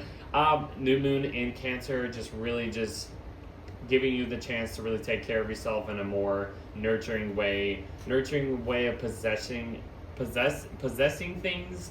Priorities is going to be a key thing during this time. What else? Just values. security in general. So just taking care, just getting organized in your financial situation, I would think. So yeah, you are discovering certain things with the Mercury Casimi. The next big thing is the Sun going into Leo. Let me get there first. Okay, the Sun entering Leo on top of Jupiter, basically this introduction of Jupiter in Leo in your third house. This is a very kind of big situation when it comes to your local environment. Maybe you're putting a spotlight on certain connections or certain social media things or certain things you want to learn, or some writing projects or something to do with your transportation in some type of ways. Really, you're trying to just adjust and grasp all the opportunities that can provide more growth when it comes to this area for you. A lot to take in. A lot of things could happen in your local environment in many ways. So that's what I will say there. It's in Leo season. This is a good flow for you. The next big thing is Mercury stationing direct. Your ruler is done with the Mercury retrograde. It can move forward. You figured out all the stuff that's going on in your second house, financial stuff, possessions, priorities, values, all that stuff. You can finally move forward. The next big thing is the nodes moving into your 9th and 3rd house. So ignore everything and just focus on the North node in Aquarius right here, and then the South node in Leo. So they are entering your 9th house and your 3rd house. So this is about learning, traveling, discovering situations and teaching and publishing and just information in general. This is going to be the North node going into your 9th house of Aquarius is really going to push this, higher perspective drive, or I wouldn't say this drive, I guess you could say that, this desire for learning more and just expanding your perceptions of life. Just any situation to do with traveling, learning, publishing in general. You are wanting to go big and go beyond your local service and stuff, like local environment. South node is going to be in your local environment area, and it might feel a little draining, stuck feeling, some type of situation. It's replenishing this area of how you learn basic information, basic skills, just so you can go towards this higher perspective, energy of going beyond what you didn't think was possible, uncharted territory kind of situation. That's really exciting for you guys, and we'll talk more about this as we kind of go through. Let me get back to this thing. Hold on. Okay. So yeah, that's a huge thing happening for you guys, and then after that, I think that's when Saturn stations retrograde. Yes, right here. This is as far as Saturn's going. Responsibilities, commitments, structuring your life. You're going to have to, kind of be tested to see how you can do this new responsibilities on your own or with other people. How can you connect, two things together or a group of people to really concrete better opportunities for you, for your community, for society, for just your long-term goals, your lifelong goals and stuff like that. So that's kind of what I'll talk about there. Reflect on that if you need to. And then we get to the full moon in Aquarius, which is just giving you another illumination, a little glimpse of what I just talked about, this futuristic, uncharted territory desire of going beyond your local situation in some type of way. So very exciting month for you guys. I will see you in the next month.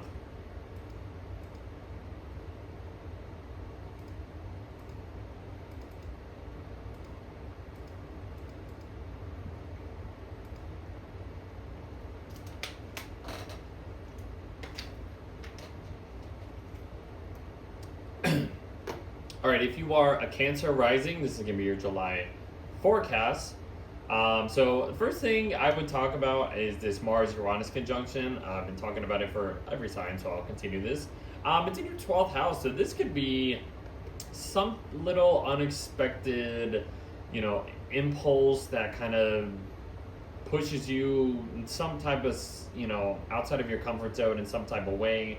Or this could be a good time to discover a lot of foreign lands, foreign places that can really like just open your mind up to like new possibilities and open this new perspective, a lot of things. Even if this is like some type of spiritual place, this could really help you release a lot of just maybe built up tensions in some type of way. That would be a good way to explain that for the most part, because it is in the 12th house. This could be, like I said, subconscious impulses on some certain things. You might want to be careful, but really focus on like kind of healing your mental health in some type of way. Get a little bit more spiritual if you need to. Find more spiritual mechanisms or actions or drives or situations that can really improve, whatever is happening at this point. And this can be, you got to be careful. It is Mars Uranus, can go a little bit too far. But then that's what I would just really say on the positive note. Like, just maybe go to places that can help you release some inner tension or something like that. Next big thing is Neptune is stationing retrograde. This is as far as Neptune and Saturn I will get to eventually, getting as far into the sign of Aries for you. It's in your 10th house. A lot of public situations, visions, idealistic dreams, fantasies that you are kind of envisioning about the world is being kind of blurred. It's shape-shifting in a way. That's a good way of explaining it, because it's Neptune. It's shape-shifting this new public reputation for you.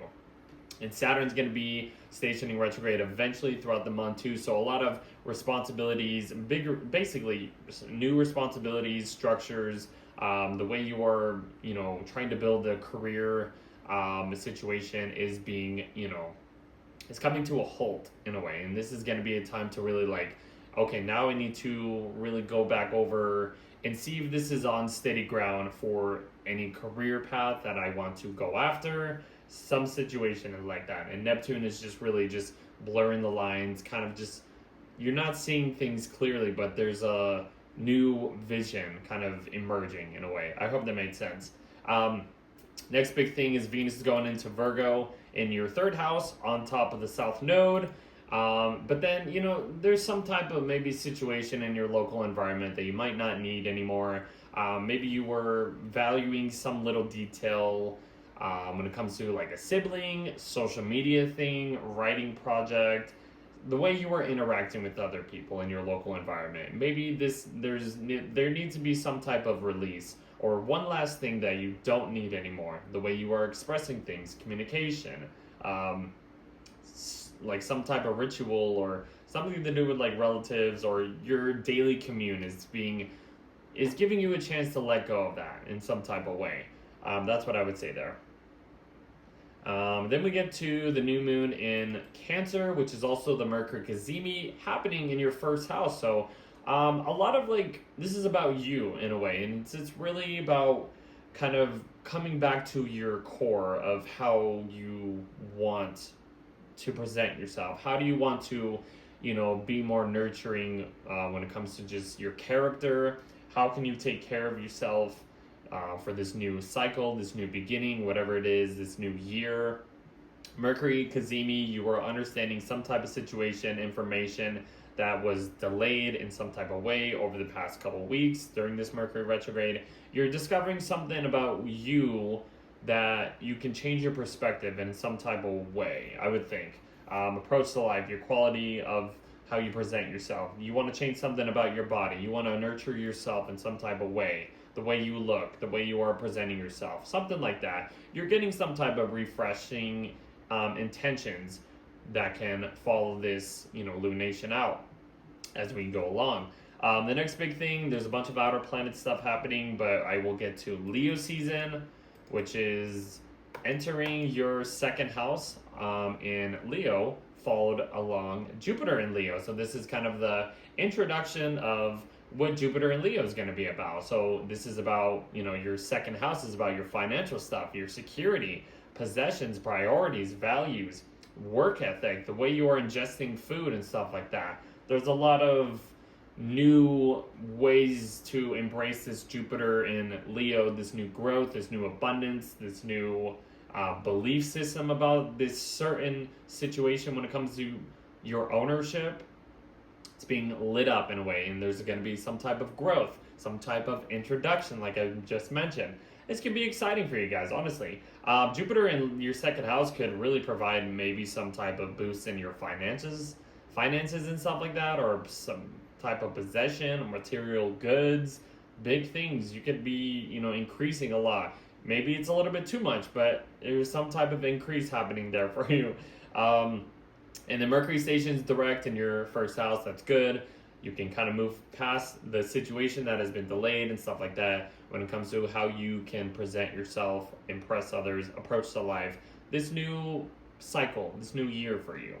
The next big thing is the North Node going into your 8th house and the South Node going into Leo in your 2nd. So ignore everything but, let me see, right here. Okay, so ignore everything but this. So the North Node is entering your 8th house of Aquarius, and that is going to give you the desire, the push, your North Node, your North Star, North Direction, whatever you want to call it, is going to be going towards your 8th house situation, which is shared resources, partnering up with the partner contracts and stuff like that, getting together with people that can help you either just help with other resources that can improve your life, getting some type of inheritance, no matter whatever that is.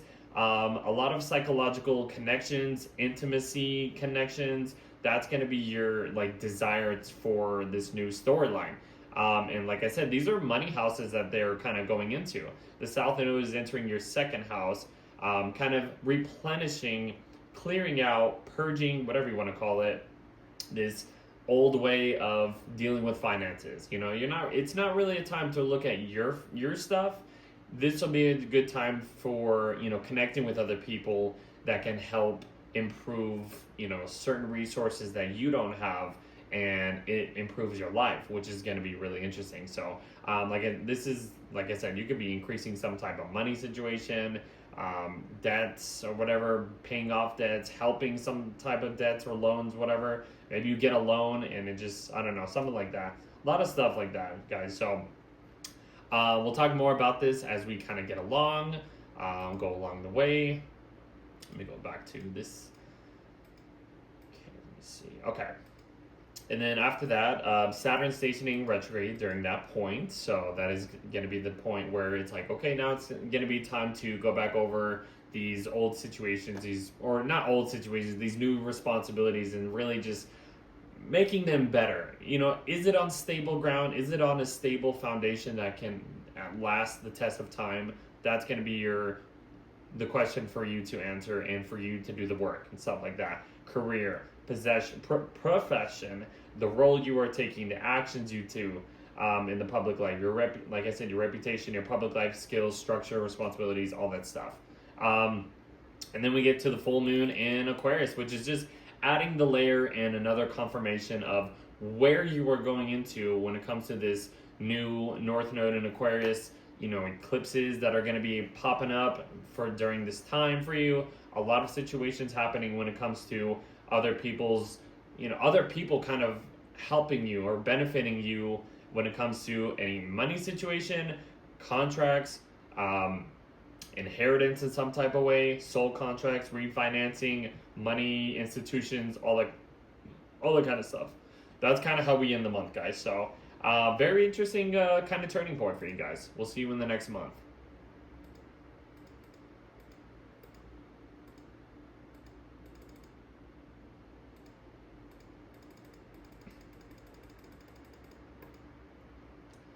All right, if you are a Leo rising, this is going to be your astrological forecast for July.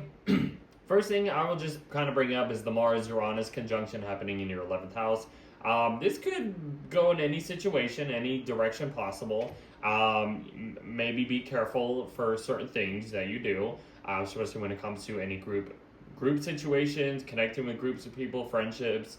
There could be some unexpected explosions when it comes to friendships that might blow up in some type of way. This could help you get outside of get you outside of a comfort zone. When it comes to working with other people, maybe you felt a little weird working with other people, but this actually kind of benefits some type of new direction, giving you more opportunities, giving you a boost in your lifelong goals that you kind of are envisioning at this point. Yeah, that's what I would start off with. It is connecting with the outer planets as well too, but let's see what other things. I'll just leave it at that. The next big thing is Neptune is stationing retrograde alongside Saturn eventually. So this is as far as Neptune and Saturn are getting into the sign of Aries in your 9th house. A lot of higher perspective, worldview, visions that maybe you have been kind of introduced to since this past year, we'll just say past couple years. When it comes to Neptune blurring the lines of this higher perspective or higher learning or traveling in some type of way. But you have Saturn here, so maybe there's been some type of maybe restrictions when it comes to traveling or learning some higher perspectives, and it wants you to, put in a little extra work when it comes to, some legal matters or some career educational things that you are maybe setting yourself for the future, something like that. But yeah, principles, I can go on and on about that. So next big thing is Venus going into Virgo in your 2nd house. So it goes over the south node as soon as it gets into Virgo. This is the 2nd house. This is something that you might not need when it comes to possessing something, valuing some financial situation that you might need to get rid of.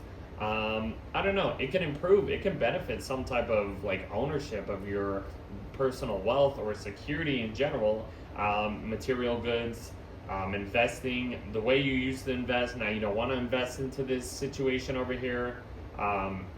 Your work ethic, your self-worth in some type of way. It could really replenish how you present yourself and how you present the way you want to earn something. Maybe this is ingesting some type of food you don't need anymore. Maybe you used to ingest that, and now you're that's not good for me. I don't need that. Something like that. Values, possessions, financial attractions, material goods, wealth, all that stuff. You're kind of getting rid of all that stuff. There's one last thing you might not need. And then you'll just kind of go through, Venus will go through Virgo, do its own thing, get a little bit nitpicky, trying to just get clean cut when it comes to your, what you need to earn and your savings and stuff like that. That's what I'll say. Next thing is we get to the new moon in Cancer, followed by the Mercury Cazimi in your 12th house.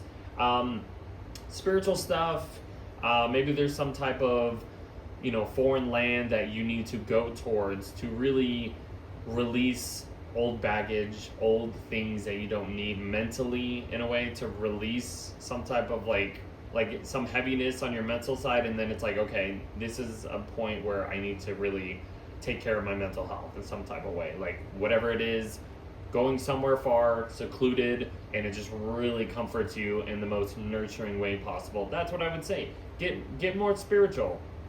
Get into, even if there's some type of sickness or loss or whatever it is that needs to be released or looked at, this is the point to really okay, what can make me feel good? Even if it's some type of heavy loss or some situation. Cycles are ending at this point for you. It's going to enter your 1st house of Leo, which is basically one of the next things happening. The sun going into your 1st house of Leo. So that is going to give you the boost of energy that you maybe need at this point. And it's followed along Jupiter in Leo in your 1st house. So this is the introduction of Jupiter in Leo, putting the spotlight on this. And this could be something big for you. This could be some type of larger than life situation that, really provides some big situation happening. You're envisioning a more, bigger quality for who you are, who you want to present yourself in the world and stuff like that. So this could be a bigger, larger than life approach to life. It's going to give you a lot of energy to just really just put yourself out there in a way. Okay, the next big thing is Mercury stationing direct in your 12th house. So you're done with the whole Mercury retrograde, going back over certain things, maybe some type of loss, some type of dreams or seclusion or whatever it is. You're finally getting past all that stuff. You're like, okay, I've done the mental work. Now I can go forward in a way. The next big thing is the North Node is moving into your 7th house, and the South Node is moving to your 1st house. So ignore everything but the North Node. And the North Node is going into your 7th house. And that is going to be the desired push for relationships, for like business contracts, partnerships in some type of way. Maybe some type of marriage deals that you really start to think of can actually boost and give you the best possible way of living. Commitment, supporting other people, just partnering up. Your relationships is going to be where it's going to help you and benefit your long-term, storyline that it's presenting at this time. The South Node is entering your 1st house, which is going to be kind of releasing. It might feel a little draining when it comes to your personality.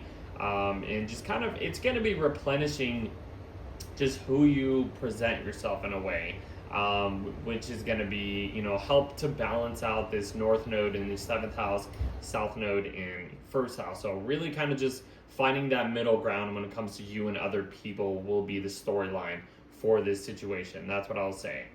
So let me get back to this. Okay.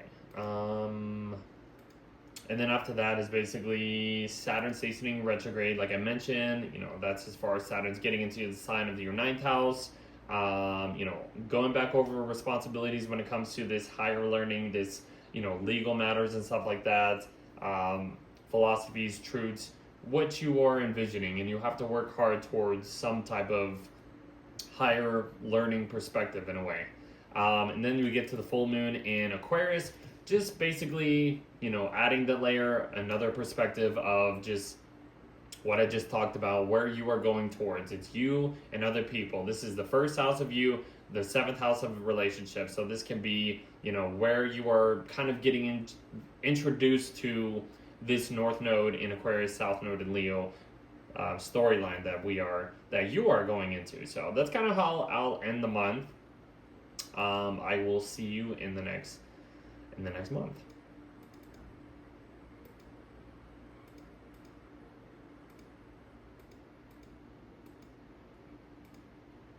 If you are Virgo Rising, this is going to be your July forecast. So the first thing I'll talk about is this Mars-Uranus conjunction happening in your 10th house. So this can go in any situation, any direction possible. You might want to be careful when it comes to anything you do in the public.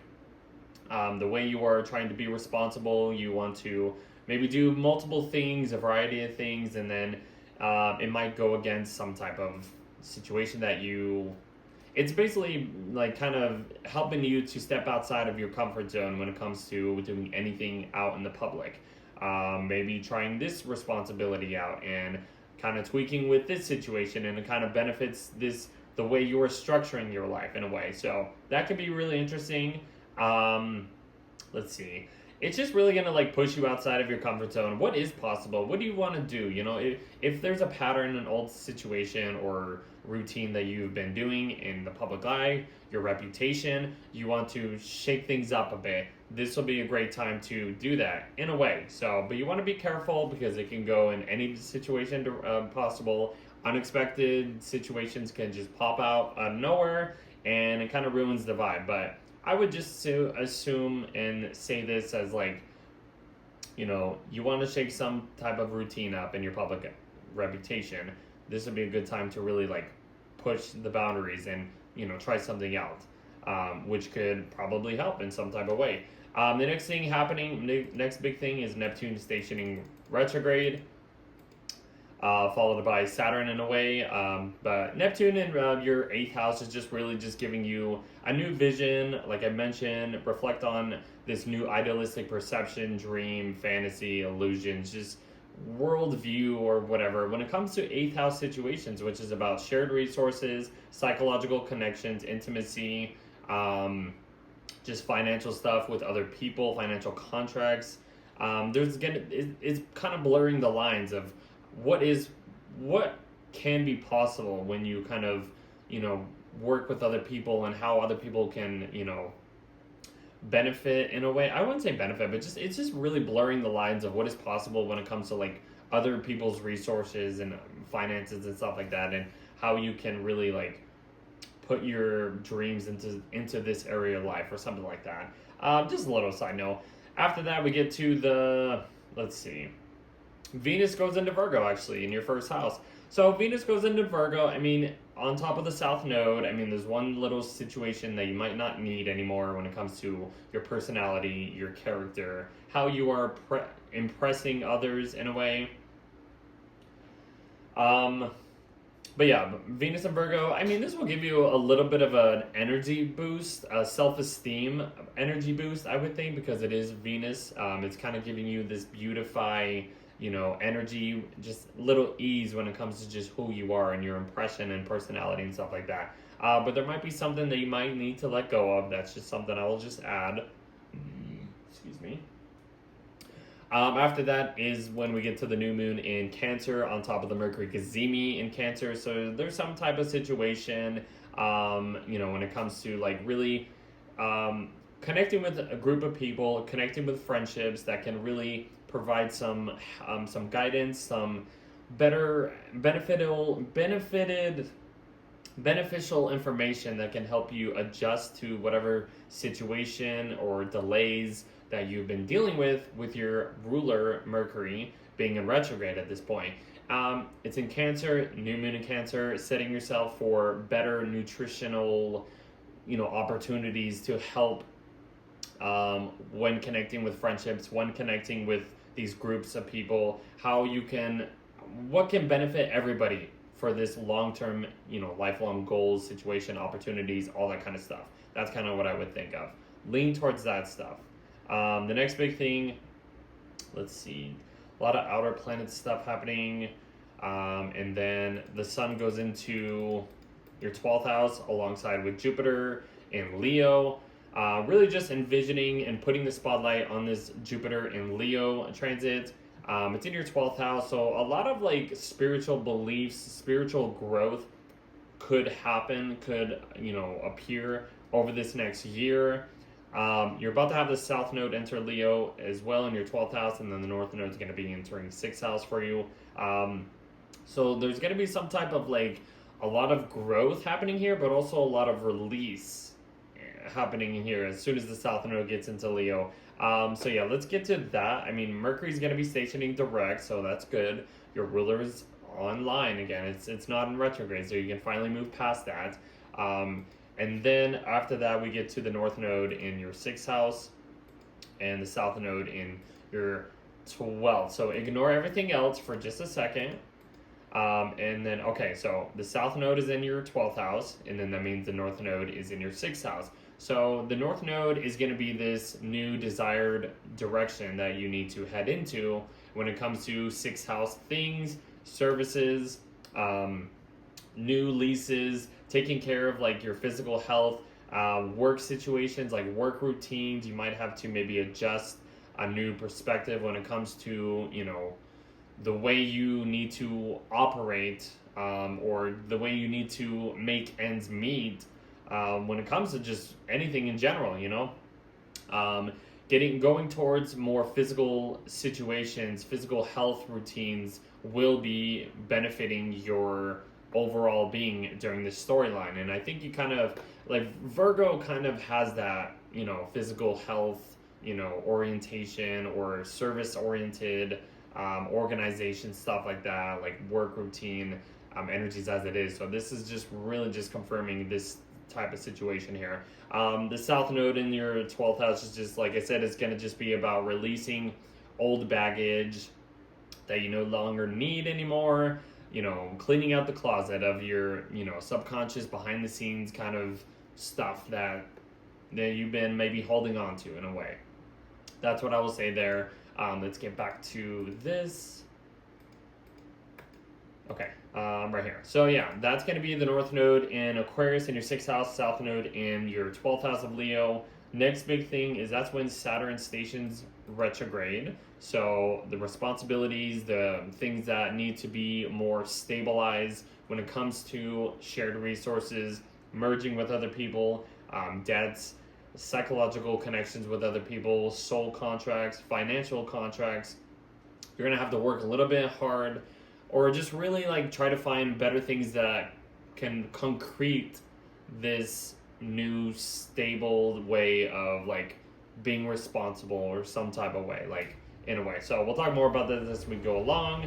And then after that, we get to the full moon in Aquarius, which is just basically confirming what I just said of where you are going into the future when it comes to this new storyline with the North Node in Aquarius and South Node in Leo. So more illumination when it comes to your physical, health, or some type of wellness, some type of situation with a coworker, injuries, physical problems, or something to do with like pets or fitness training or diets and stuff like that. How you can organize your routines in a way. That's kind of how we will end the month, and where that is presenting. So we will see you in the next month, guys.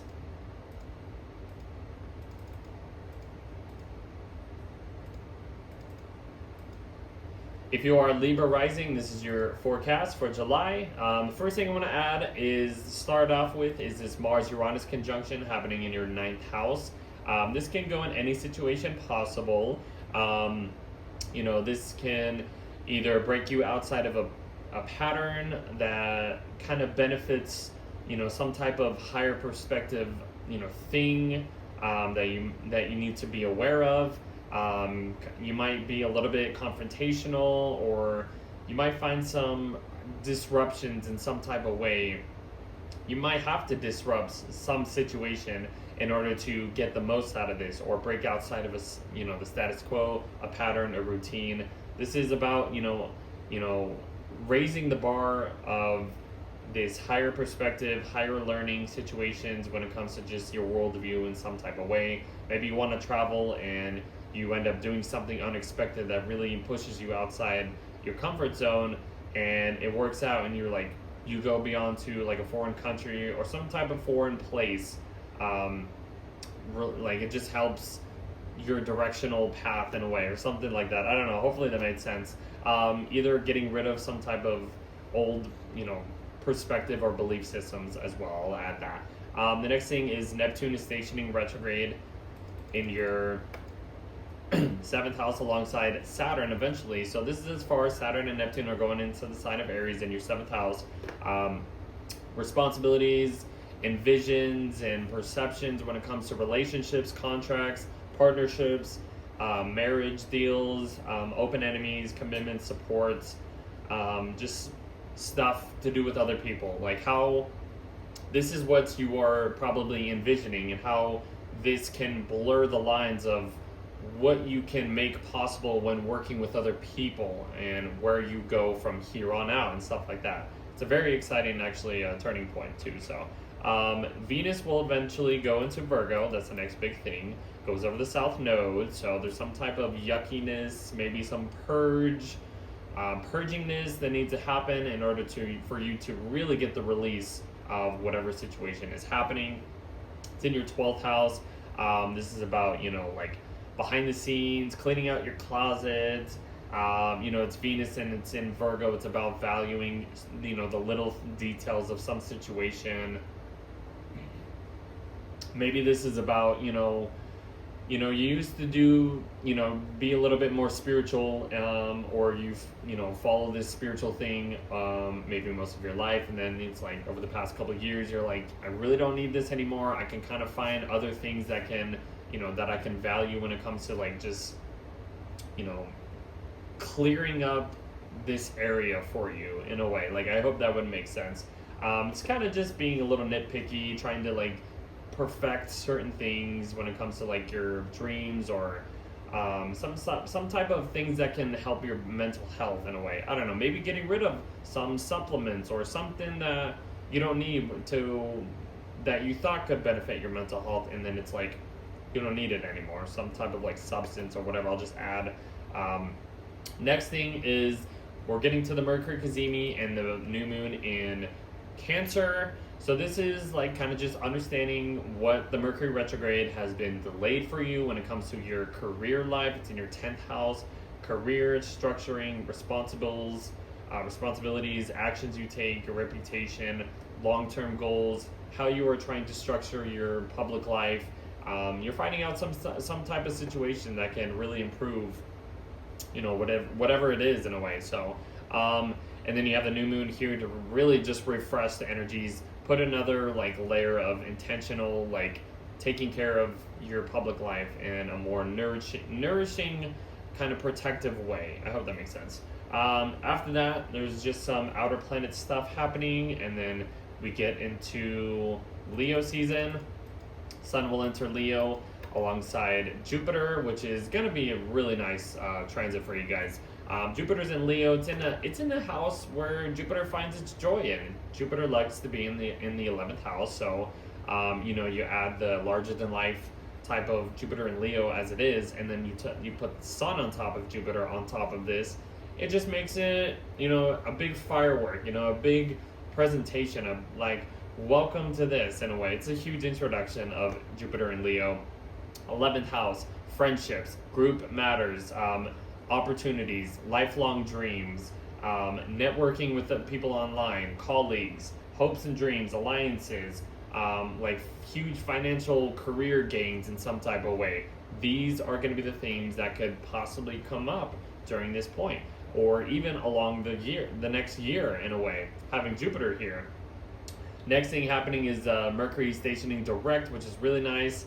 It's, you're done with the whole Mercury retrograde situation. You can finally move forward to what you had to take care of, blah, blah, blah, when it comes to your career situation, public life, whatever.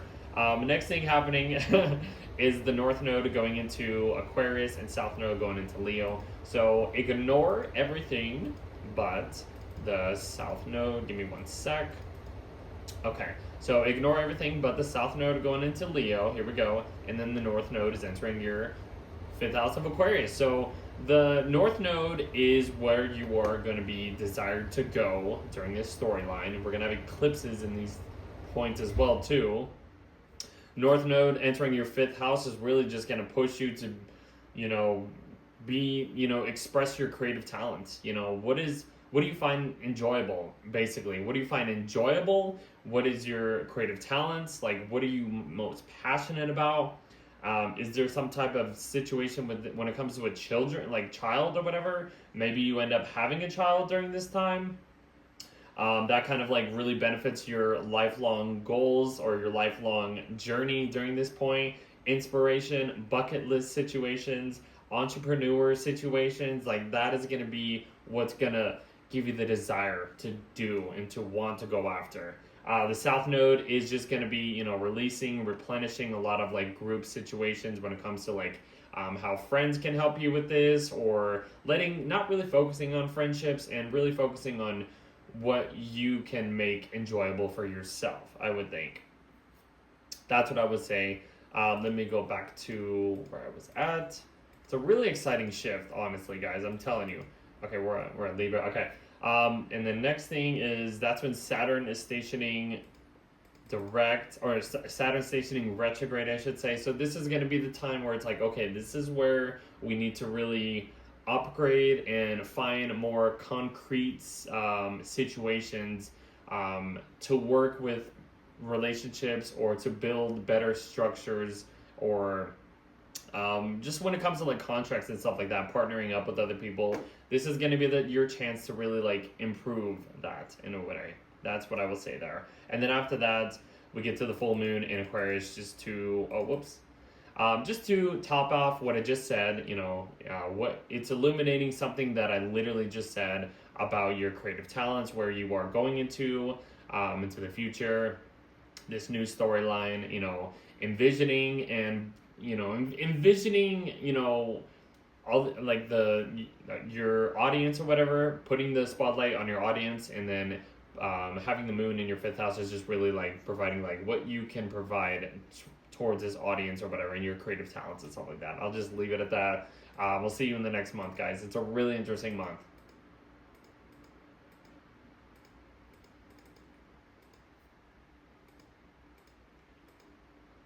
If you are a Scorpio rising, this is going to be your horoscope for July. So first thing I'll talk about is this Mars-Uranus conjunction that I've been talking about every beginning of every horoscope.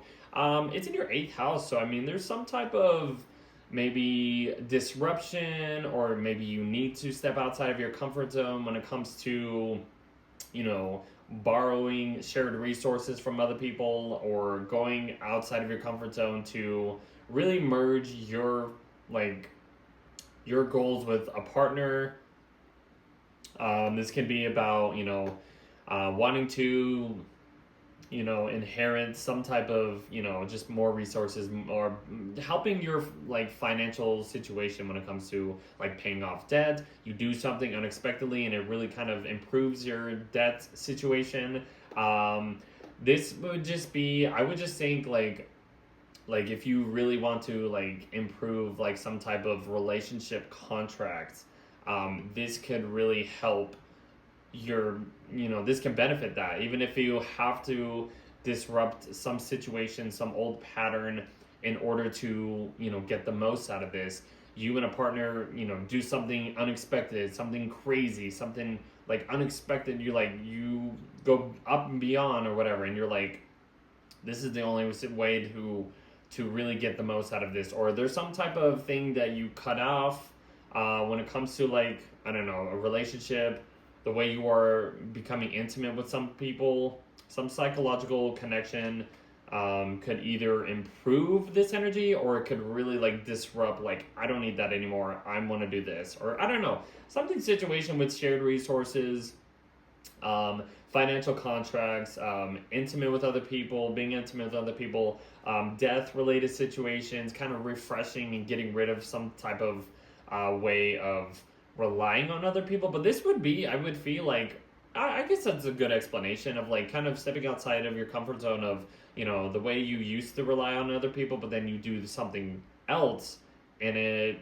kind of, I don't know, it pushes you in this direction instead of that direction. I don't know, I hope that makes sense. Money situations can really like improve if you try new things or whatever. That's all I'll add. The next big thing is Neptune is stationing retrograde in your 6th house, followed by Saturn eventually. This new vision, idealistic perception, dreams, fantasies, illusions that you've had when it comes to just like doing like a work routine, taking care of your physical health, some type of like pet situation, injuries, leases, something to do with like coworkers. You're kind of, it's blurring the lines. It's kind of shape shifting, a new vision, a new way of kind of doing things in a way that's like your work situation, making ends meet. I don't know, I'll add that.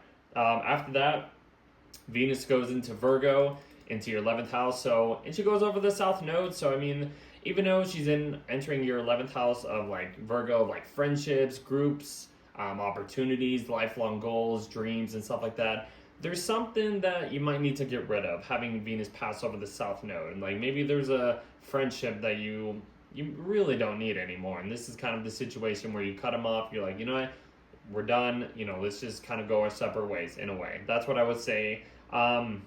Certain things to do with like networking with other people, social resources you might not need if you've been maybe doing something, or I don't know, valuing for a while.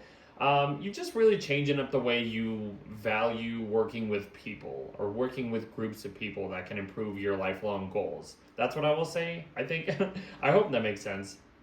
After that, we get to the new moon in Cancer, followed by the Mercury Cazimi happening in Cancer in your 9th house. So, you know, the Mercury Cazimi is the halfway point of the Mercury Retrograde, discovering the situation or the problems that have appeared in your situation or life during this point, and you're understanding how you can improve it. It's in your 9th house, so this is like maybe dealing with some type of legal matter, something to do with like the law.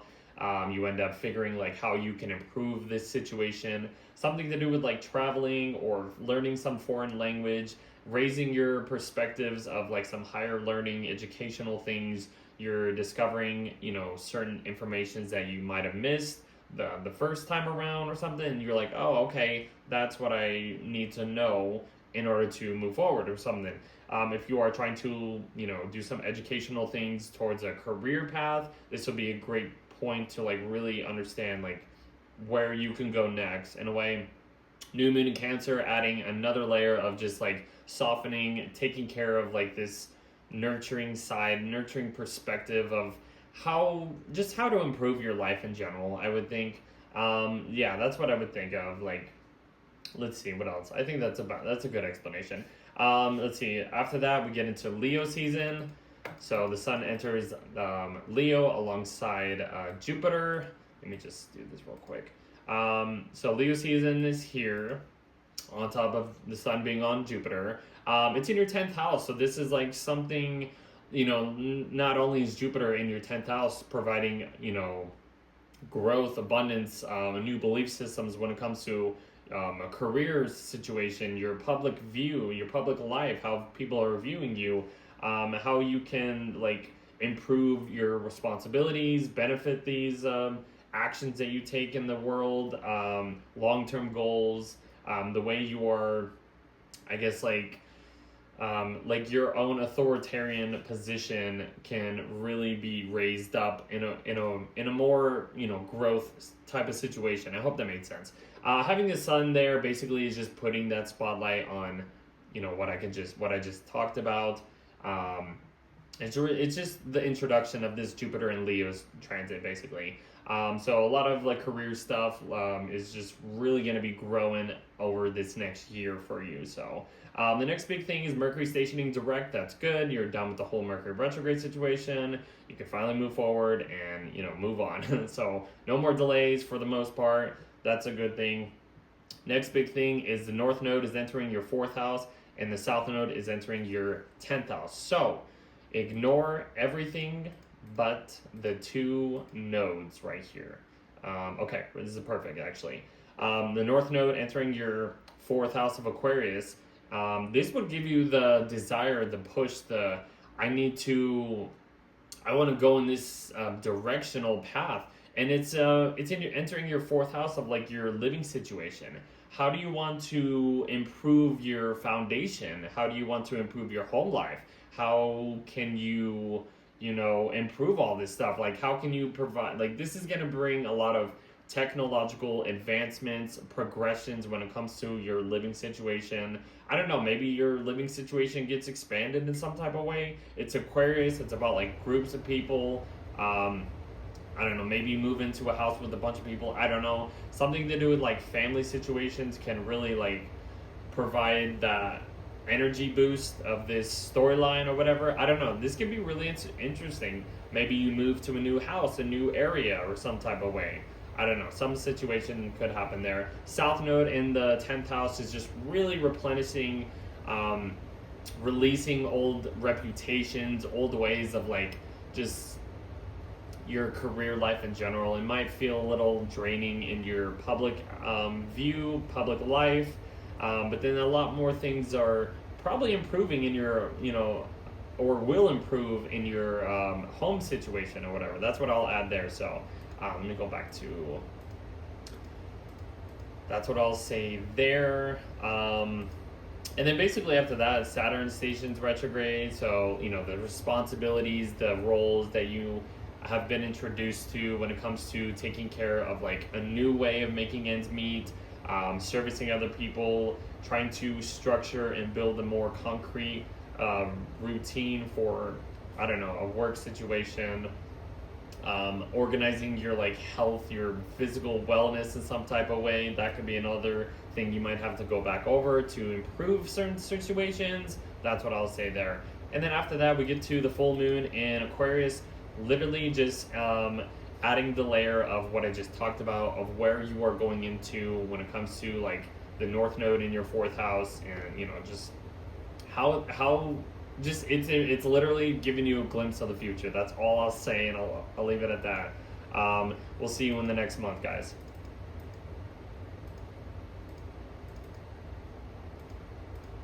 If you are a Sagittarius Rising, I'm a Sag Rising myself, so I'm with you. Let's get into it. So this is our July 2026 forecast, horoscope, whatever you want to call it.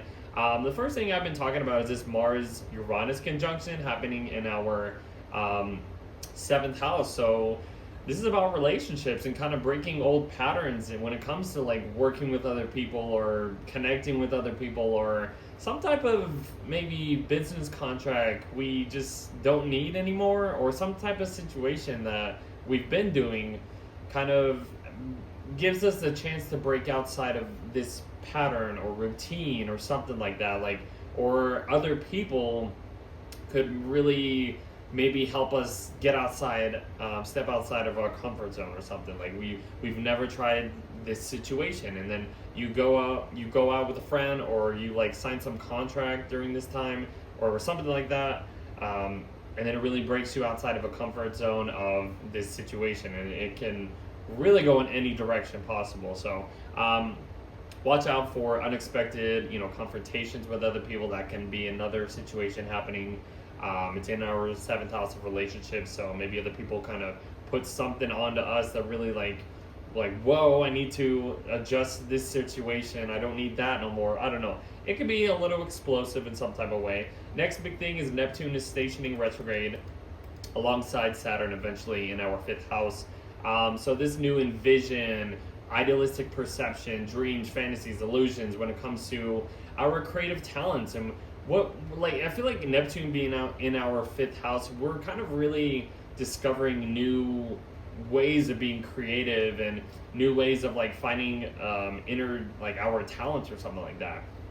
It's blurring the lines of what we thought we knew what our talents were, and then it kind of like changes our perspectives, that or something like that. Entrepreneurship situations, bucket list situations, inspiration, passions, romantic interests, all this stuff is being blended and shifted in a more shapeshift kind of way. We're discovering new situations, I would think.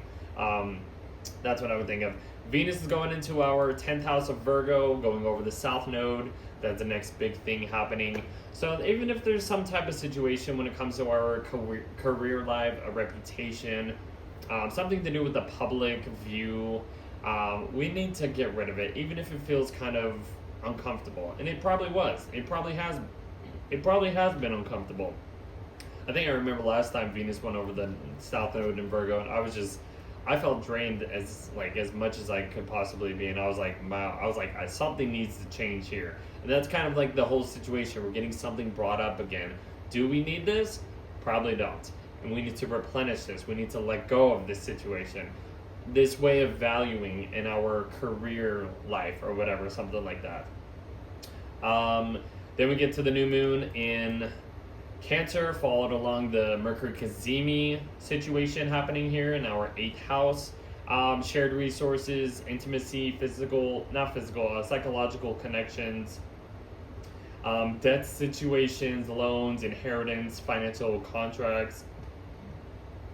We're discovering and understanding the problems, the solutions of what we kind of were delayed for in a way. So we're discovering ways to adjust our perspective in order to take better care of this situation for us. Adding the new moon in Cancer is just really like, how can we take care of ourselves? It's an adjustment. I would just say this, whatever situation you are dealing with, it's an adjustment to what we can move past when it comes to connecting with other people, shared resources, some financial stuff in a way, that kind of stuff. Then there's some outer planet connections happening that we won't talk about, but happening in the background. Get into Leo season. The sun enters Leo, followed alongside Jupiter. This is the introduction of the Jupiter and Leo transit in our 9th house. This is like Sagittarius energy on top of like steroids or something like that. Like, I don't know, I hope that made sense. I'm just throwing some stuff out. But yeah, the fiery energy is happening. I always love when Leo season's here. On top of our ruler, like it's a larger than life situation. I can't even put it into words. I'm so just like, it's so bold, it's big, this is where the growth is coming. This is where we get more opportunities, teaching, publishing, traveling, expanding our mindsets, learning in some type of educational way or something, foreign stuff, any of that stuff. It's cool, guys. I'm telling you. Mercury then stations direct, and we are finally done with that situation that we were dealing with in our 8th house. Mercury's been in Cancer for a couple months, basically, at this point. It's got another, like, month or so, or a couple weeks after. So, yeah, we're moving finally past that. Then we get to the North Node entering our 3rd house, and the South Node entering our 9th. So this is a little interesting. Okay, ignore everything, but hold on. Okay, here we go. So the North Node is entering our 3rd house of our local environment, our way of communication, our communication style, social life, rituals, transportation, neighborhood stuff, like siblings, relatives, short-term trips, basic education, like shared interests, like mental connections and stuff like that. This is going to be our desired, like, passionate direction that we want to head into to get the most out of this. The South Node is going into our 9th house, so it's going to be about replenishing, like, old belief systems, old ways of, like, traveling, old ways of, like, viewing our worldview, like principles, philosophies are going to be, like, kind of released in some type of way, legal matters, whatever it is. But yeah, this North Node is going to be pushing us towards more local things, I would think. You know, no matter if it's online, doing something in your local community and something like that, connected with friendships, all that kind of stuff. It's going to be really interesting for us, guys. We'll talk more about it as we kind of go along. But let me get back to July. Okay, let me get this. Okay, so after that, that's when Saturn's going to be stationing retrograde right here, little RX. The responsibilities, the new roles that we have been kind of introduced to when it comes to, you know, kind of building a more solid structure through creative outlets and creative talent and creative entrepreneur, you know, styles and stuff like that. We're going to have to go back over to improve and make sure everything's in good order in order for everything to, like, work and build along the way. That's what I'll say there too. And then after that, we get to the full moon in Aquarius, basically, literally, like, representing what I just said of where we are heading into the future when it comes to our local environment. A lot of big things are really changing at this point and will eventually change as we go along the next year or so. So that's how we end the month. I will see you guys in the next month.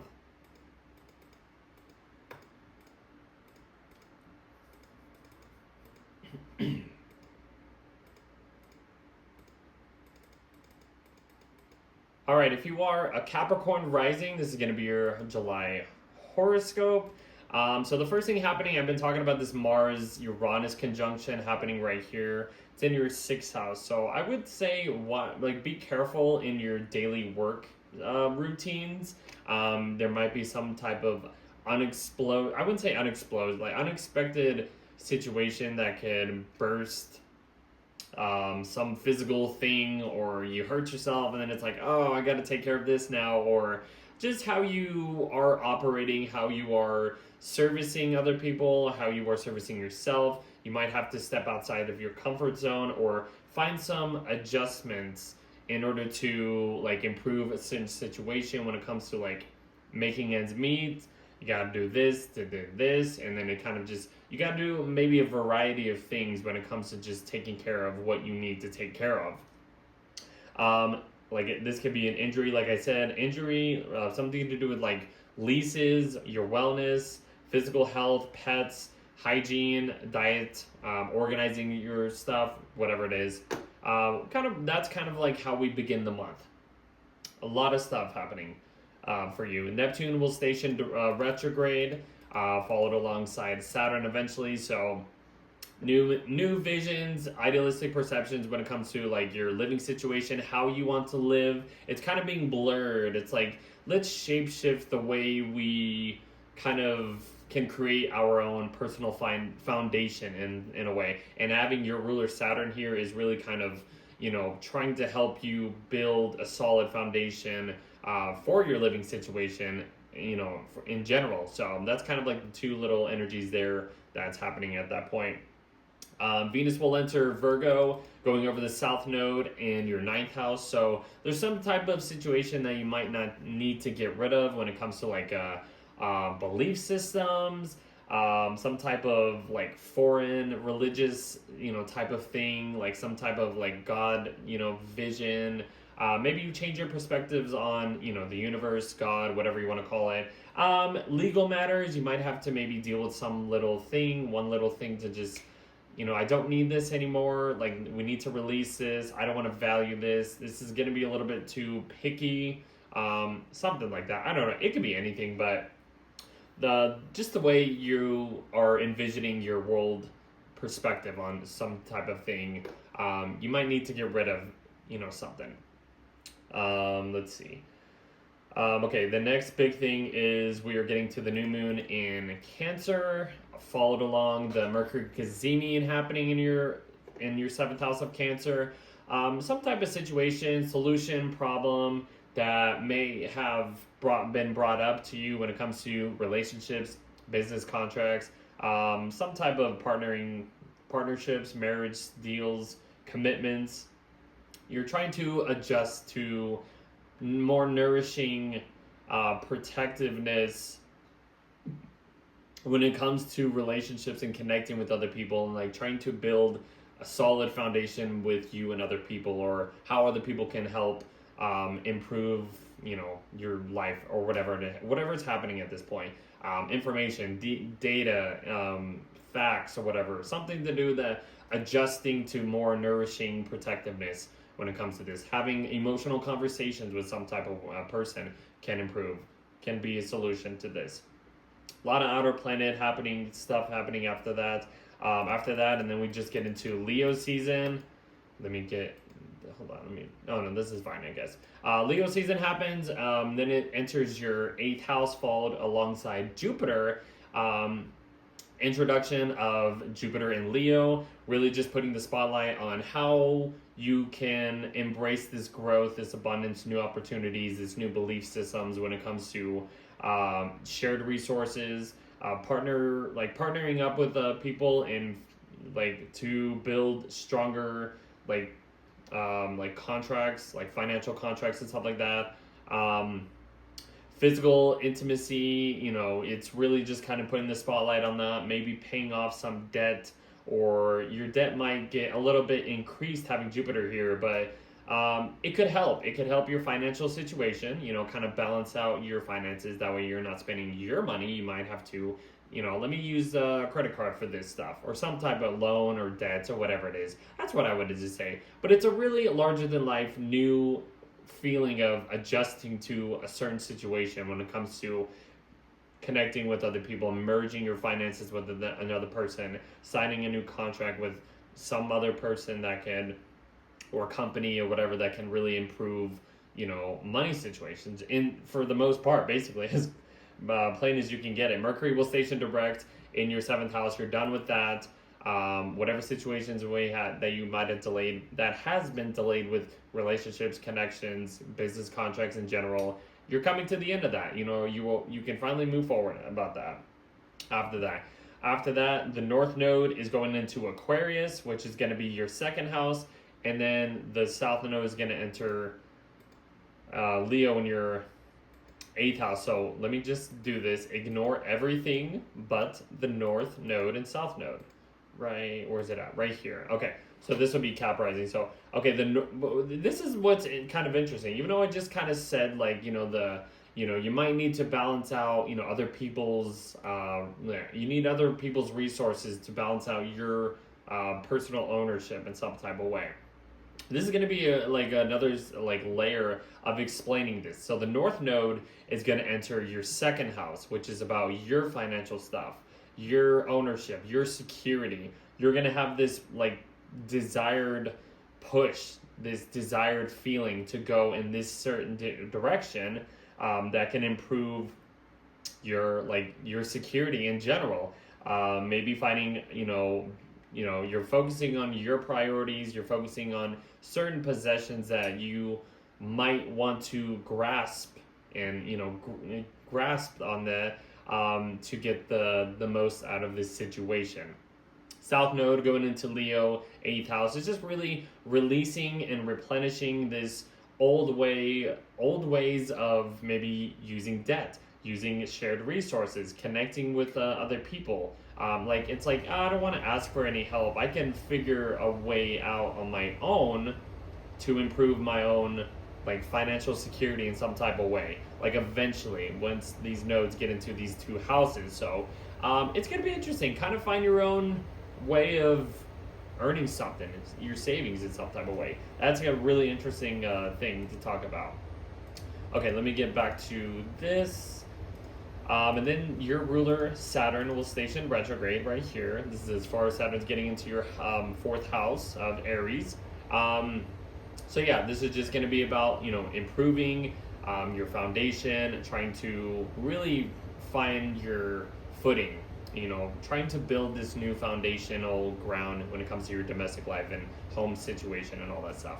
That's what I'll say. And then you get a full moon in Aquarius to literally show you and illuminate this energy that I just talked about of where you are heading into when it comes to the North Node going into your 2nd house in Aquarius, South Node in Leo in the 8th house for you Cap Risings. Really interesting stuff happening this month for you guys. And I will see you in the next video.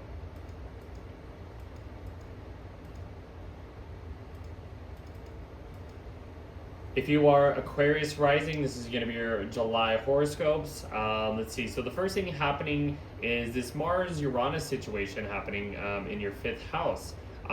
This could go in any direction possible.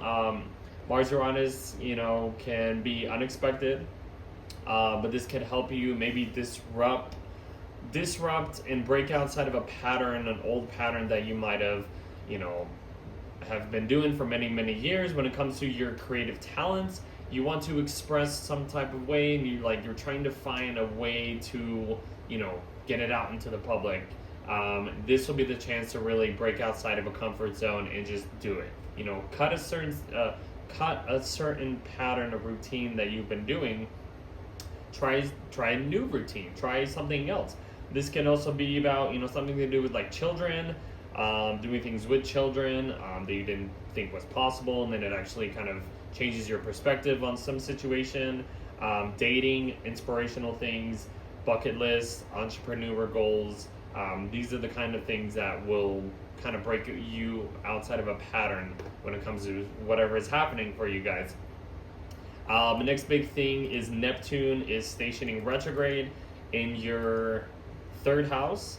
Saturn's going to be retrograde too in your 3rd house too. So Neptune, Saturn, this new envision, this new dreams, fantasies, idealistic perceptions. You can even add Saturn for responsibilities, ways to improve your communication style, the way to improve some type of local environment situation, writing projects, social media contacts, just your social life in general. You're kind of it's just a new shape-shifting kind of energy when it comes to your ways of expressing things, siblings, dealing with siblings, routines, rituals, writing projects, educational stuff, all that kind of stuff. Next big thing is Venus is going into Virgo over the South Node in your 8th house. So there might be some type of situation that you need to get rid of, no matter what it is. This is 8th house related things, shared resources, connecting, intimacy, intimate conversations or intimate connections with other people. Maybe you don't need, that anymore or whatever.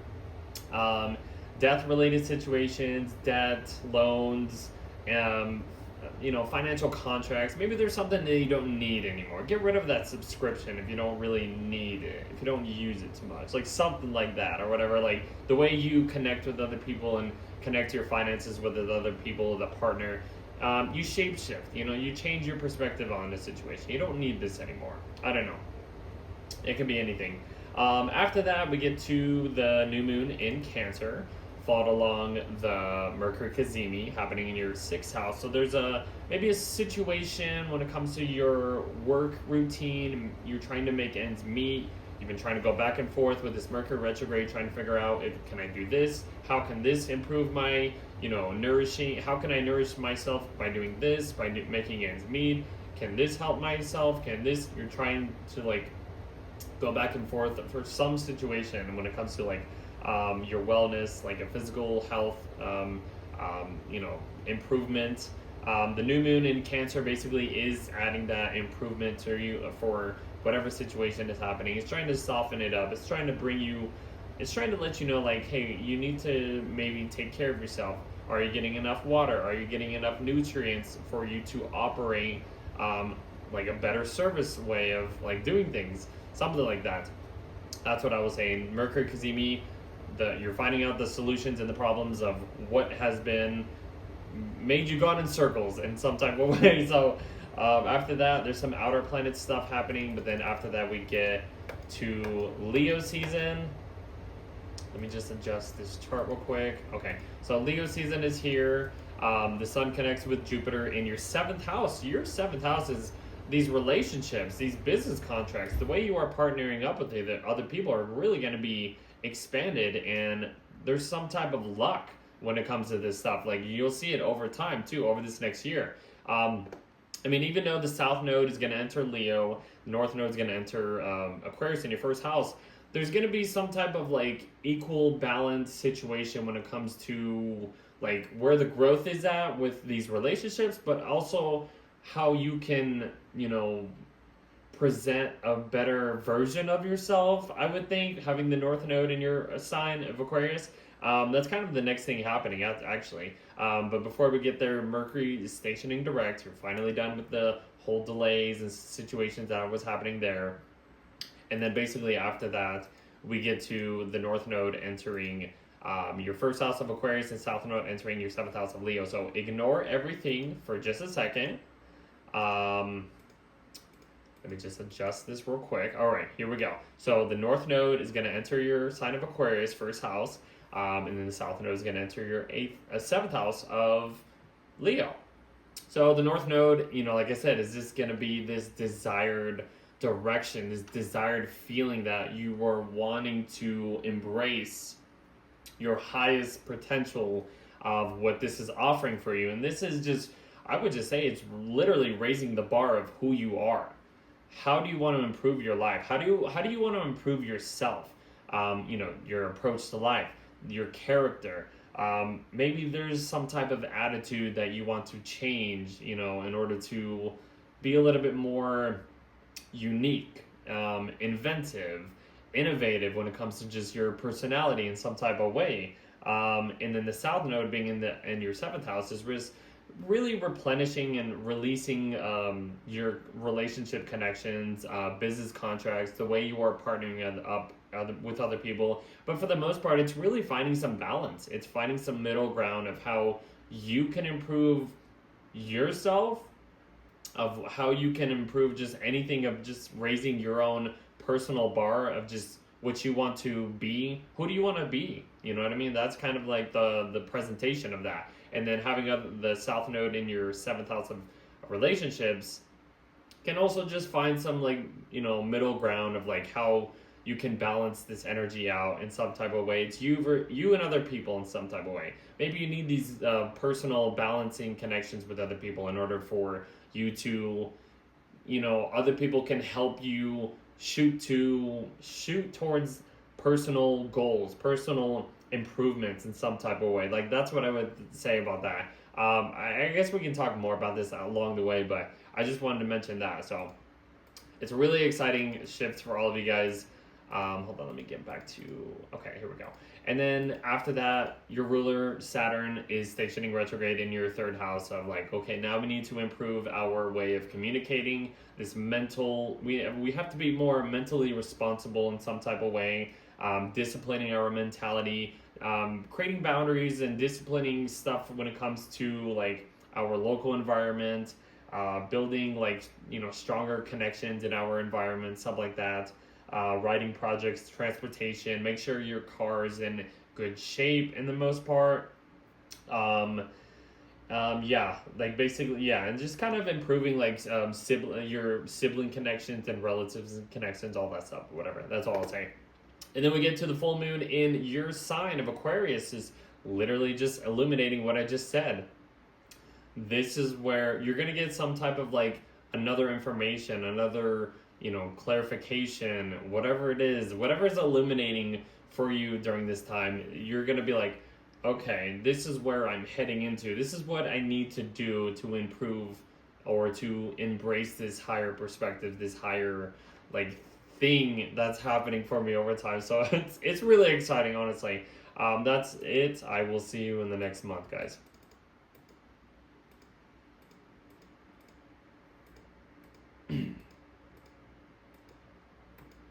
Okay, for Pisces Rising, this is the last one. This is going to be your July forecast for horoscope, I should say, for July 2026. So the first thing happening is this Mars-Uranus conjunction kind of in the background. It's happening in your 4th house. This can create some chaoticness in your living situation. This can also, maybe improve or break you outside of a pattern when it comes to, let's just say, renovating around your home or trying to find new solutions that can improve your living situation or the foundation that you are trying to build upon or whatever. This could just be doing a lot of things around the house. Maybe there's some type of unexpected chaotic drama that appears during this time. So you want to be careful, especially if you have anybody living with you, dealing with any family situations or whatever. I don't know, it could be anything. But yeah, it's breaking outside of a pattern, a routine that's trying to really cut off a certain situation when it comes to your, the way you are taking care of yourself, your maternal instincts, your intuition. Listen to that for the most part. That'll kind of guide you through this, even if you have to, cut something out and you don't need this anymore, and it kind of alters your way of a new version or something, a new situation in a way. That's what I'll say. Next thing happening is Neptune is stationing retrograde in your 2nd house, followed alongside Saturn.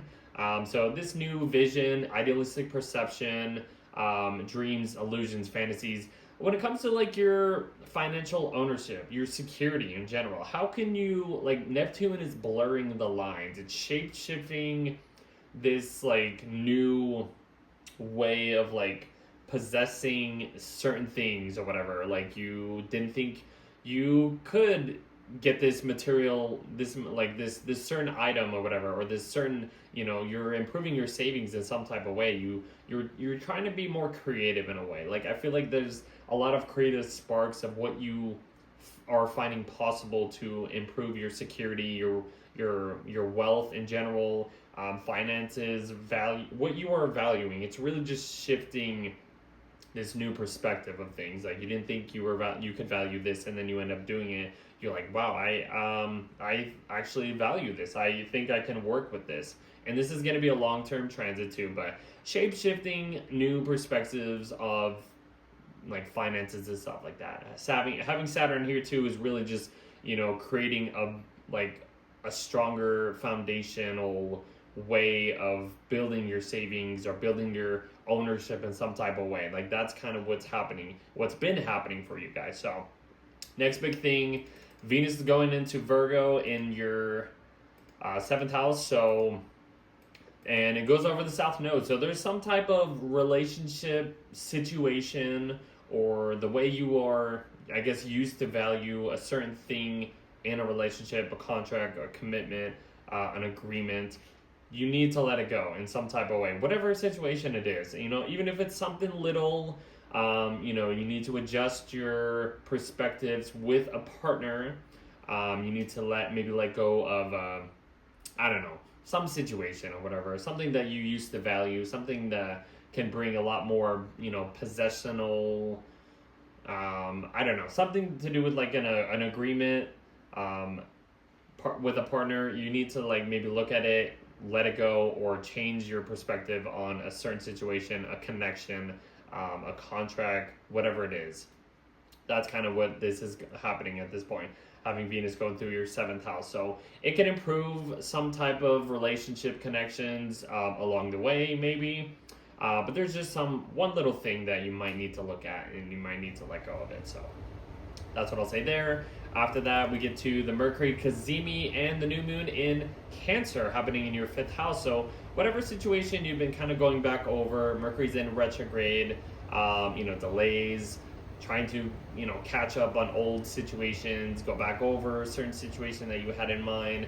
And when it comes to your fifth house, which is like some creative talent, some creative way of like earning some creative money or something or whatever. It's an entrepreneur house or whatever. So maybe if you're into that stuff, you are trying to adjust your perspectives on how you can improve some type of, creative way of earning something. This could also give you some type of like nourishment or protective data, information, or feeling when it comes to maybe, I don't know, like finding a new romantic interest. You're out mingling with other people, and then you just find some more enjoyable connections with other people. You want to surround yourself with just people around here. I would just say, surround yourself with just nourishing, things that feel fun. Even if, you need to like step outside of your comfort zone. You don't go out, but then you go out one day and then it's just like, this actually is what I need. You know what I mean? I don't know. I'm just throwing stuff at you guys, but something to do with like children, spending time with children can also help as well. Can make you feel good. Anything creative, pleasurable, romantic stuff. Something to do with like bucket list, fertility, inspiration. Find things that are fun. That's gonna be really the situation that can improve your this thing, and you're gonna find situations that can improve during the Mercury Cazimi. I don't know. I'm just throwing a lot of stuff out there. I hope it makes sense. Yeah. Find some nourishing, fun things that can help you improve whatever the Mercury retrograde has been about too for you too. After that, some outer planet stuff happening, and then the sun gets into Leo season. Leo, which basically is Leo season. So in your sixth house, alongside Jupiter in Leo.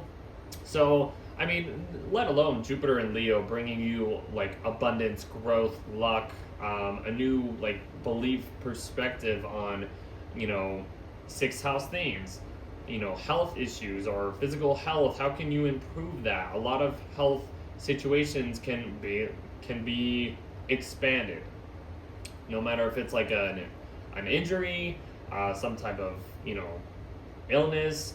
Jupiter will expand it to make you like, hey, you might need to take care of this in a way. But for the most part, improving your ways of servicing, improving your wellness in general, just really looking at your health and looking at things that can benefit your way of making ends meet.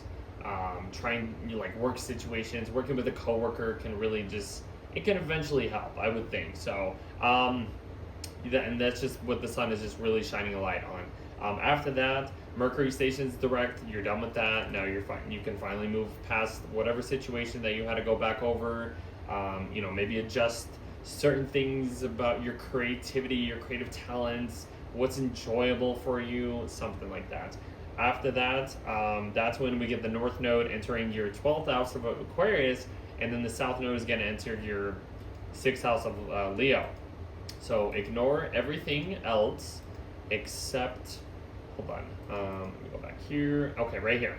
So the North Node is going to enter Aquarius for you in your 12th house, and then South Node is going to enter your 6th house of Leo. This North Node, it's not in your sign anymore. It's like the North Node being in your sign was giving you like this desired push, this desired way of like improving your personality, your approach to life, just everything about you. It was really like embracing, like giving you the chance to be more open. And now it's going into your 12th house. This is really just being more spiritually open and spiritually desired, or having this desire for more like spiritual things, or going towards foreign lands or foreign places that can really, help you and benefit your mental health in a way. But just your soul in general, just surrounding yourself with just things that can just really improve your life. I mean, this could really, not only is the 12th house about like, addictions, loss, subconscious, like seclusion and isolation and stuff like that. Maybe you need that, during this time. Maybe you need more isolating situations for you to improve and embrace this larger, higher perspective being, higher, like your higher self is what you need to go towards.